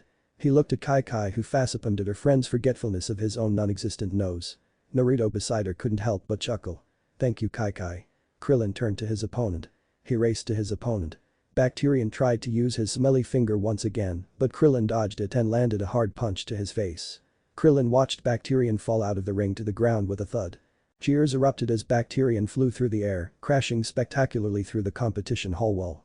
Krillin stood there, stunned at how easy it was. Oh, my. This has been a miraculous reversal. Contestant Krillin has won the round and he comes with a marvelous victory. The announcer declared as the whole crowd cheered for Krillin. Krillin quickly went to his friends. You did it. You did it, xChi-Chi said in joy. Congratulations, Krillin, Naruto said. Thanks, guys. I couldn't have done it without your support, guys. Please wait for the second match until we finish deodorizing and cleaning up the arena. I wonder if Master Roshi is proud of me, Krillin said, glancing nervously toward the audience. xChi-Chi looked around, trying to spot the old master, but came up empty. Huh? Where is Master Roshi? She asked, biting her lip in concern. Don't worry, xChi-Chi. He's around here somewhere, Naruto reassured her, placing a comforting hand on her shoulder. And Krillin, Dad is really proud of you. Just trust me, okay? Krillin managed a smile, the tension in his shoulders easing slightly. Thanks, guys. I'll do my best. As the crowd continued to buzz with excitement, the announcer's voice boomed over the arena. Now then, ladies and gentlemen, we will continue to the second match. The clash will be between contestant Jackie-chan and contestant Yamcha. Please make your entrances. Yamcha hopped into the ring with confidence. This will be a piece of cake. I'll take down that old dude before he even sees me coming. His bravado echoed through the arena. Jackie-chan, moving with a calm and measured pace, approached the ring. As he passed Krillin, he paused to smile warmly. That was a splendid kick earlier, Krillin. Keep that up. Thank you. Krillin replied confusingly, feeling a strange sense of familiarity wash over him. Have I met him before? The announcer continued, introducing both fighters. In the orange and green uniform, we have the young and fearless Yamcha. He gestured dramatically. And here is contestant Jackie-chan. Peace. Peace. Jackie-chan waved to the crowd, exuding a relaxed confidence. Yamcha narrowed his eyes on Jackie. Jackie-chan, huh? For an old man who's capable of entering the tournament, I've never even heard of him before. What kind of technique does he use? The thought gnawed at him as he took his stance. So then, we will commence the second match. Begin. The announcer shouted, excitement crackling in the air. Yamcha took a deep breath, focusing on Jackie. But Jackie simply stood there, hands behind his back, an amused smile dancing on his lips. What's this? No stance. Yamcha thought as his eyes narrowed at the old man. He's wide open. I can't feel any fighting spirit from him either. He must be pretty sure of himself. With a determined leap, Yamcha aimed a kick at Jackie's face, but Jackie effortlessly dodged. He tried again, throwing punches at a rapid pace, but Jackie was always one step ahead, weaving and sidestepping with surprising agility. "You can't quite hit me, can you?" Jackie teased, his voice was playful, not taking the fight seriously at all, as if they were just sparring. "What was that?" Yamcha growled, his frustration growing higher. He lunged at Jackie again, unleashing a barrage of punches and kicks. Contestant Yamcha is attacking with incredible speed, but contestant Chun is avoiding him with ease. Who knew the elderly could move so fast? The announcer's voice was filled with astonishment. "Hey Naruto. Come look. That old guy's incredibly fast." XChi-Chi exclaimed, nudging Naruto, who stood with a fake impressed look on his face. "Yeah, I can see that," he replied, eyes glued to the ring. "Say, Naruto, you know Yamcha, right?" Krillin asked. "Yeah, but I took him down with a single attack when we met," Naruto replied. "Yamcha seems to be struggling, that old guy is awfully fast," XChi-Chi noted, her brow furrowed. "Can you beat him, Naruto?" "Absolutely. I'm sure I can take him down if it comes to that," Naruto said confidently. In the ring, Yamcha continued to throw punches, each one missing its mark as Jackie moved with fluid grace, evading every blow effortlessly. "This footwork is incredible for an elderly man," Yamcha shouted, growing increasingly desperate. "I can't believe I'm getting schooled like this. Time to unleash my Will Fang technique." He gathered his energy, racing towards Jackie with fierce determination. Will Fang fist. But Jackie dodged again with great speed, his movements almost a blur. Yamcha whipped around, stunned. "Huh." Jackie finally took his fighting stance, gathering a small amount of Kai in his hand. "I think I'll present you with a refreshing breeze." He struck the air, sending a powerful wave of energy that sent Yamcha sprawling off the ring and crashing into the brick wall. The crowd gasped in shock. Incredible. That match was almost like having a dream in broad daylight. Contestant Chun displayed great strength and agility, winning without laying so much as a hand on Yamcha. The announcer's voice echoed through the arena as the crowd cheered for the winner. This can't be. I lost to that old man." Yamcha was left in disbelief, eyes wide. "That guy, how did he do that?" Krillin murmured, awestruck. "He used Kai, didn't he, Naruto?" XChi-Chi asked, glancing at him. "Yes, but how do you know about that?" Naruto replied, curious. "My daddy told me about it once," XChi-Chi explained. "Naruto, you can use Kai. Surely you can beat him." "Don't worry, XChi-Chi. I'll handle it," Naruto assured her, his confidence unwavering. But Krillin's anxiety grew, suddenly he felt as if his chances of winning were getting slimmer and slimmer. "The next one to fight that old guy is me, isn't it?" he stammered, eyes wide. XChi-Chi confirmed, trying to offer encouragement. "Oh, man," Krillin swallowed hard, feeling the weight of the challenge. Backstage, Yamcha and Jackie exchanged words. "You really beat me. I was powerless against you," Yamcha admitted, a mix of admiration and frustration in his voice. "That last move I couldn't even see it," he added, shaking his head in disbelief. "It is energy from within," Jackie responded, his tone gentle. "Maybe someday I'll teach you how to harness it. But still." "You're still young," Jackie reassured him. "You'll get stronger as you go on. Just keep training." Yamcha stared at the old man with curious eyes, he looked very familiar to him. By any chance, are you?" Yamcha was cut off by the announcer. "And now, ladies and gentlemen, we continue with the third match, contestant XChi-Chi versus contestant Ranfan," the announcer declared, his voice booming across the arena. "XChi-Chi, it's your turn," Naruto said, placing a reassuring hand on her shoulder. "Just focus and do your best, okay?" "Yeah, XChi-Chi. You've got this." Krillin chimed in, his eyes shining with encouragement. XChi-Chi smiled at her friends, her heart racing with anticipation. This was the first time she would be performing on the world's biggest stage as a martial artist in front of so many people. She walked to the ring where Ranfan awaited, her posture exuding confidence. Yamcha, still in the background, watched Jackie Chun closely, a sense of familiarity nagging at him. "That old guy, something feels off," Yamcha thought, trying to shake the feeling. In the ring, XChi-Chi and Ranfan took their fighting stances, eyes locked. "So then, we will commence the third match. Begin." The announcer shouted, signaling the start of the battle. With the sound of the announcer's voice, the fighters launched at each other, exchanging swift blows. Ranfan, displaying her speed, managed to land a few hits, but XChi-Chi absorbed them without any difficulty. Suddenly, Ranfan landed a devastating punch to XChi-Chi's midsection. "Oh!" XChi-Chi winced, feeling the heat of the blow radiate through her body. She gasped. Ranfan smirked, realizing she finally had the upper hand. "How do you like my heat fist?" she taunted, her confidence growing. XChi-Chi held her midsection, a fire igniting in her eyes. Ow, that felt hot. But that won't be enough to bring me down. Oh, you're tough. Then I'll just have to hit you harder. Ranfan charged again, throwing punches and kicks with increasing intensity. xChi-Chi remained calm, swiftly blocking Ranfan's aggressive moves. Is that all you've got? xChi-Chi watched her opponent rushing to her with another punch ready to strike her. She was ready for this one though, she raised her right elbow turning her arm to the side and blocking the punch. Her eyes picked up Ranfan's next move which was a front kick. Again, she blocked it by jumping slightly back and blocking with her right knee. Ranfan kept attacking. But after seeing her attacks blocked or dodged, she started to get angry. She saw the bored expression on xChi-Chi's face. Stop moving. Ranfan yelled, frustration creeping into her tone. She unleashed another barrage of strikes, but xChi-Chi evaded with grace. This is incredible. Ranfan keeps attacking, but xChi-Chi is blocking every move. The announcer exclaimed, the crowd roaring with excitement as the two beauties displayed their skills. Feeling the tide of the battle turning, xChi-Chi decided it was time to end it. With a swift spinning heel kick, she knocked Ranfan off balance, following up with a powerful kick to Ranfan's chest that sent her flying out of the ring. Contestant xChi-Chi has obtained victory with just 2 blows. The announcer declared, his voice filled with disbelief. The crowd erupted into cheers, chanting xChi-Chi. xChi-Chi. xChi-Chi. xChi-Chi blushed, overwhelmed by the attention. She spotted Bulma and Oolong cheering enthusiastically, while Krillin and Naruto beamed with pride. Good work, xChi-Chi. I'm proud of you, Roshi mumbled from the sidelines. Yamcha overheard him, his thoughts racing. His extraordinary strength and he's proud of xChi-Chi as Jackie-chan Master Roshi. If that's the case, he's not an opponent I could have beaten. But isn't Master Roshi banned from the tournament? Yamcha pondered, confusion swirling in his mind. xChi returned to her friends, flushed with triumph. Did you see that? I won. She exclaimed, her voice bubbling with excitement. Of course, we saw it. You were amazing. Krillin said, his eyes wide with awe. You were fantastic, xChi-Chi. That last kick was incredible. Naruto added, grinning at her, which made her heart flutter. And now, ladies and gentlemen, we prepare for the 4th match.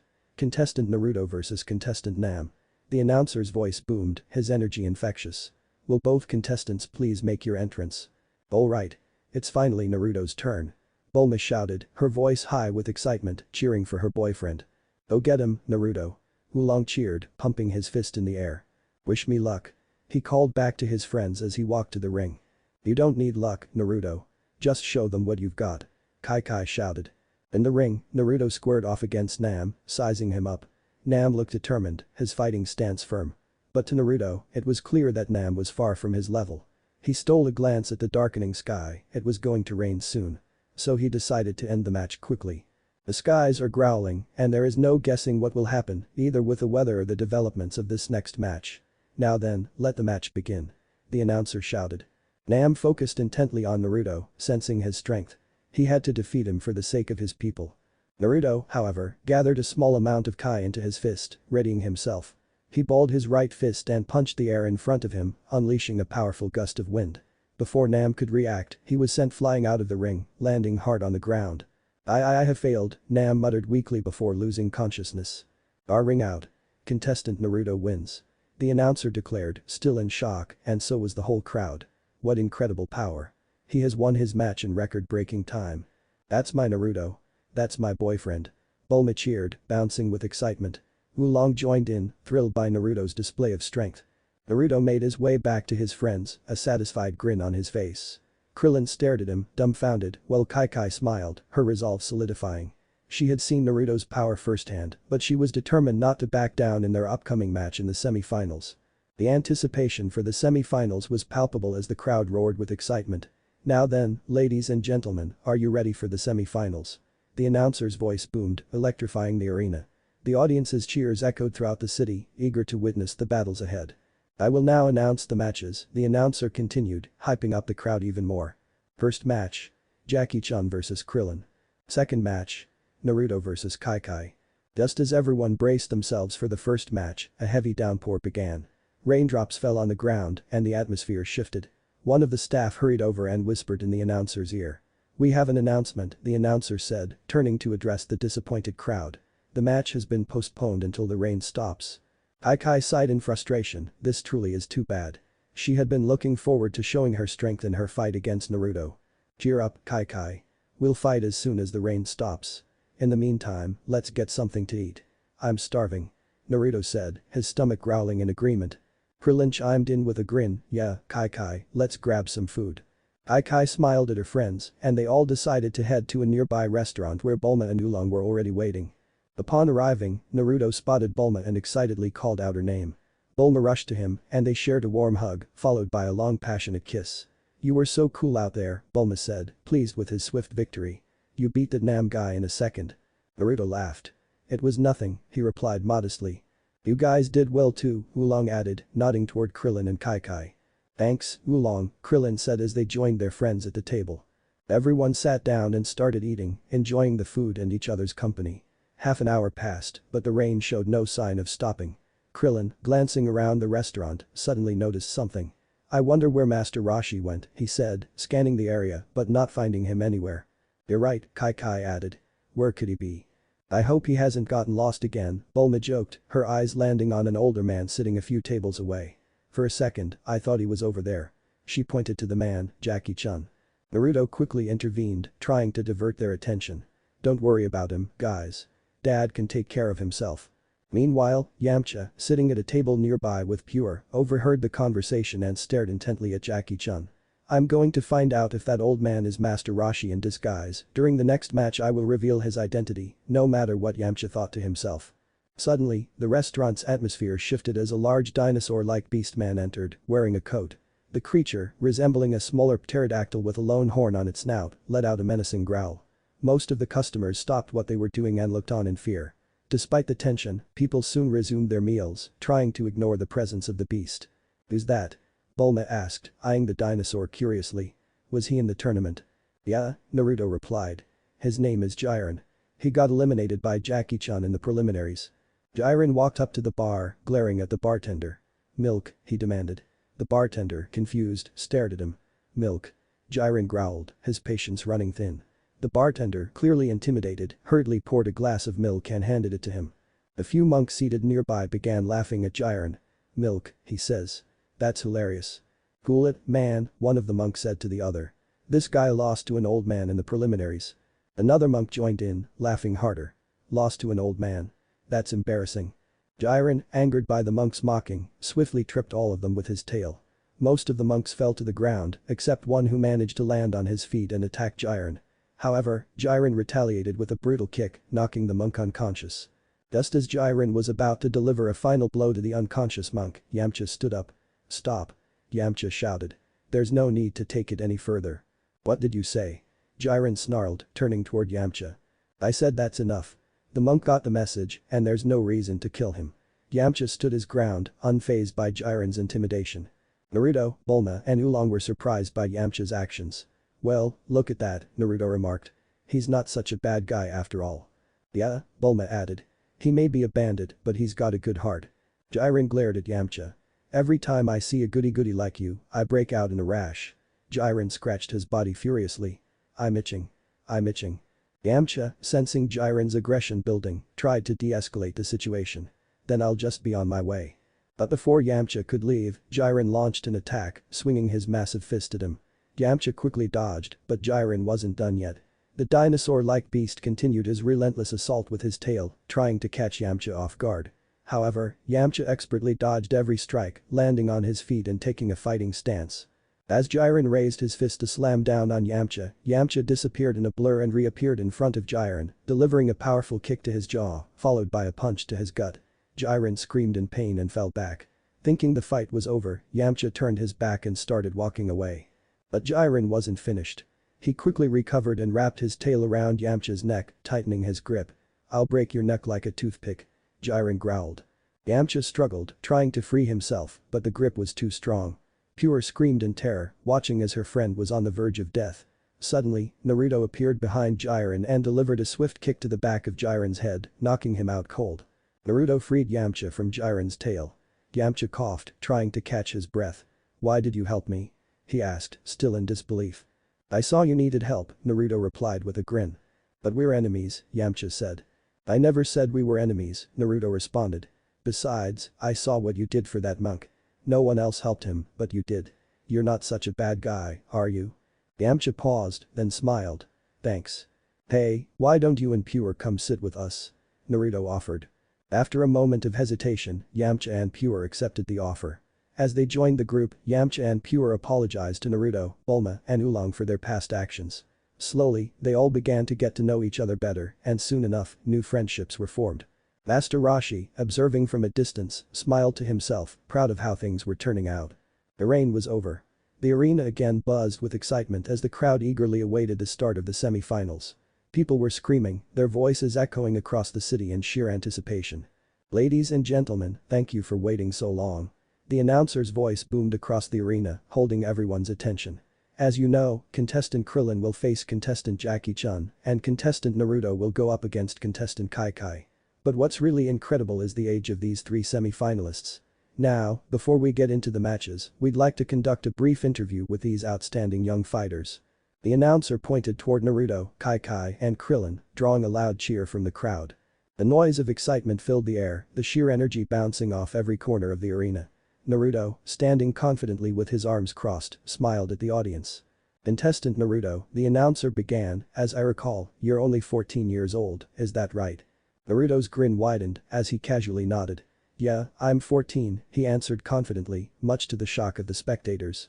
The crowd gasped. Naruto's physique and demeanor made him seem much older, more like a seasoned fighter in his prime than a young teenager. 14. Incredible. By the way, about that tail of yours, is it real? The announcer's curiosity sparked and all eyes turned to Naruto, fixated on the mysterious reddish-brown furred appendage wrapped around his waist. Naruto chuckled as he unwrapped his tail, moving it up for everyone to see. The crowd gasped in awe, seeing a human with a tail was beyond belief. Oh, how wrong they were. "Yep, it's real." Naruto wiggled his tail, making it sway. The crowd murmured in amazement, many seeing something like this for the first time. "Unbelievable." The announcer gushed, trying to regain his composure. "Moving on, let's hear from our next contestant, beautiful Kai-Kai. She's the youngest female fighter to ever enter the tournament, and at just 16, she's already making a name for herself." Kai-Kai's fans erupted in cheers, their support rang across the stadium. Naruto leaned toward Kai-Kai with a playful smirk. "Looks like you've got a fan club," he teased. Kai-Kai blushed slightly, the heat rising to her cheeks. The announcer continued, "Kai-Kai, could you tell us a little about yourself?" Kai-Kai hesitated, unsure how much to reveal. She smiled softly and kept her response brief. "Well, I'm Kai-Kai, daughter of the Ox King. I come from Mount Frypan."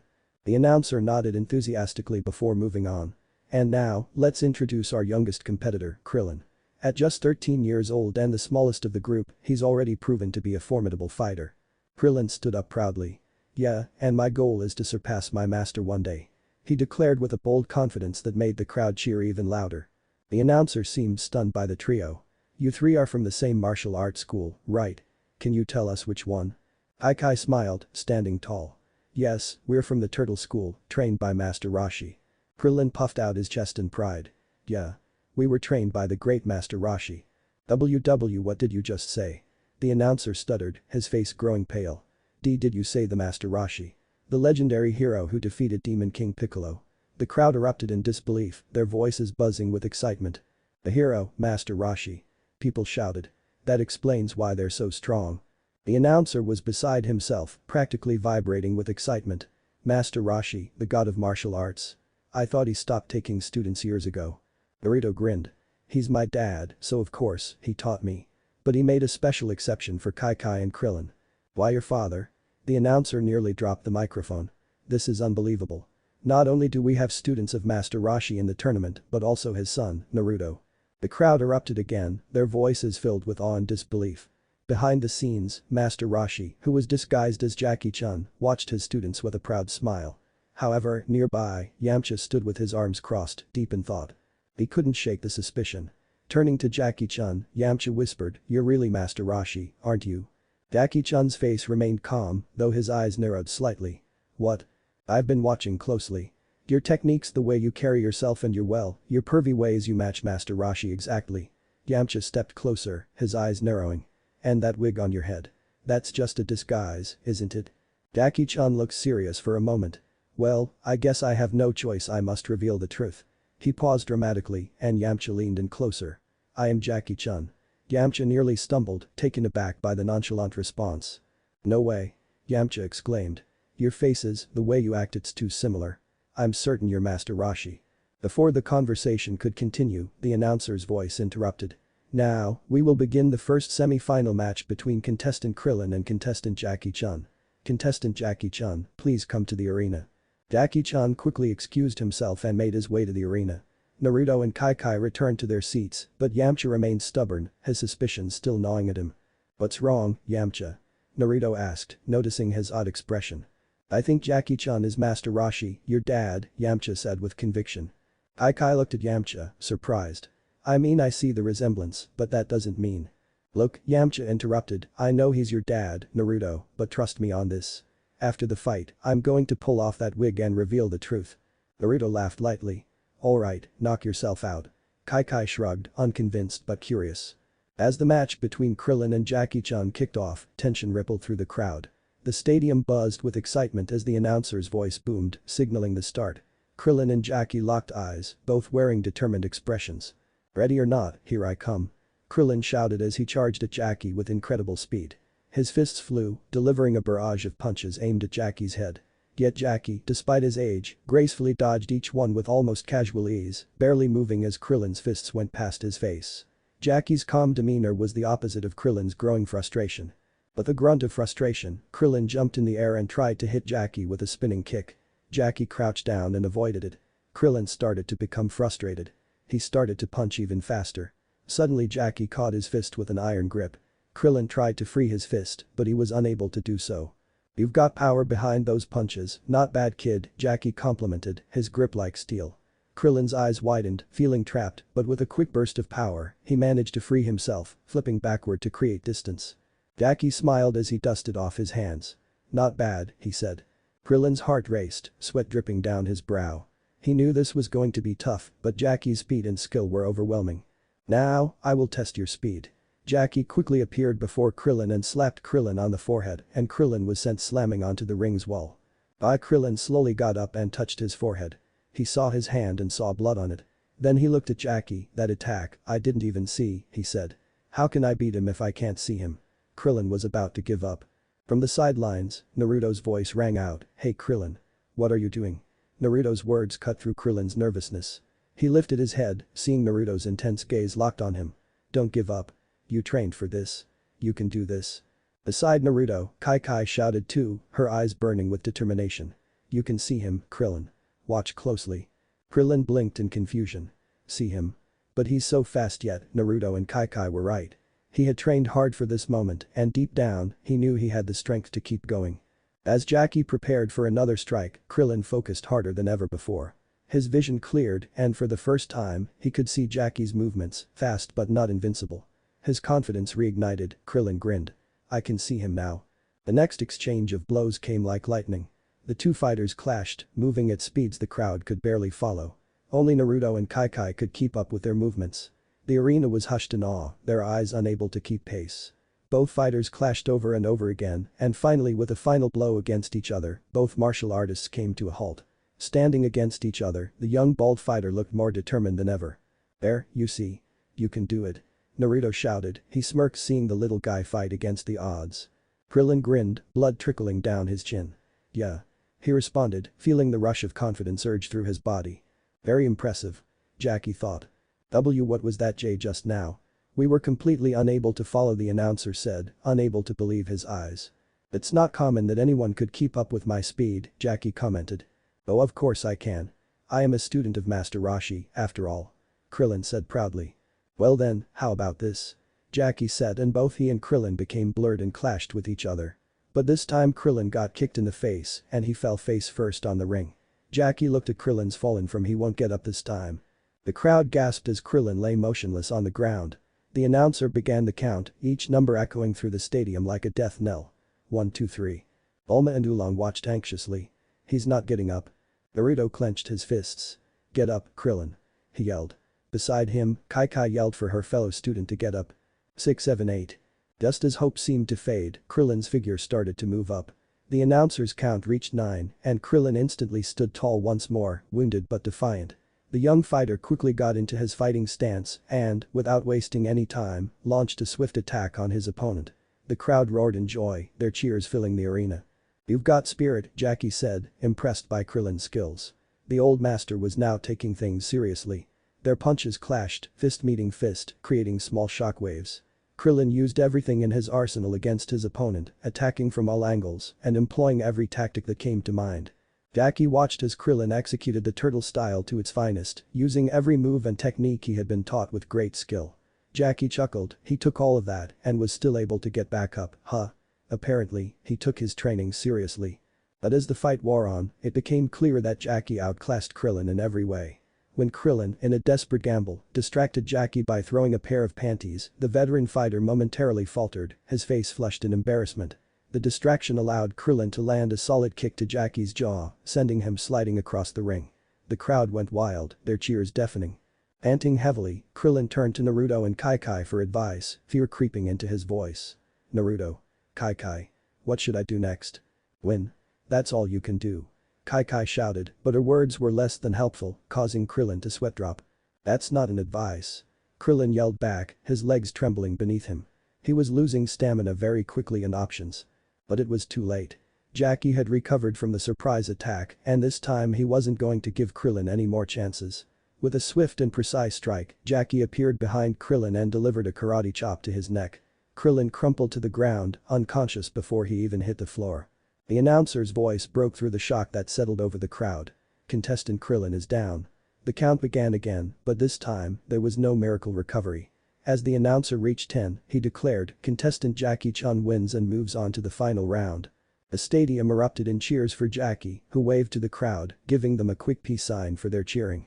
Back in the waiting room, Krillin slowly opened his eyes to find Naruto, xChi-Chi, and Jackie standing over him. His head throbbed, but seeing his friends made him smile. I'm okay, he muttered, rubbing the back of his neck. You fought great, Krillin, Naruto said, clapping him on the back. xChi nodded. You really held your own out there. But Yamcha's voice cut through the warm atmosphere as he pointed an accusing finger at Jackie. I knew it. You're Master Roshi. Jackie groaned, pinching the bridge of his nose. Not this again, he muttered. Yamcha wasn't backing down. It's obvious. You fight just like him, and if that's not a wig he grabbed it and tried to rip it off only for Jackie to scream in pain from his hair being pulled.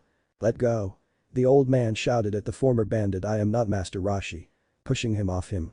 I get it. That hair is real and your usual bald look is a wig. Yamcha came to that conclusion. Everyone sweat dropped at his stupidity. Jackie went far away from Yamcha. Naruto sighed and rubbed the back of his head, exchanging glances with xChi-Chi. Does anyone really go around wearing a bald wig all the time? He asked in disbelief. Yamcha crossed his arms, still suspicious. I know what I saw. Jackie just smiled. Let's focus on the matches, shall we? He said, walking off, leaving Yamcha grumbling to himself. Despite the tension, everyone shared a laugh, the excitement of the tournament far from over. May I have your attention, please? Now we will begin the second semi-final match. Contestant Naruto and contestant xChi-Chi, please come forward. The announcer said. Everyone was very excited to see them fight. Well, it's our turn now, Naruto said to xChi-Chi. She felt excited at the same time, a little nervous about facing her crush in the ring.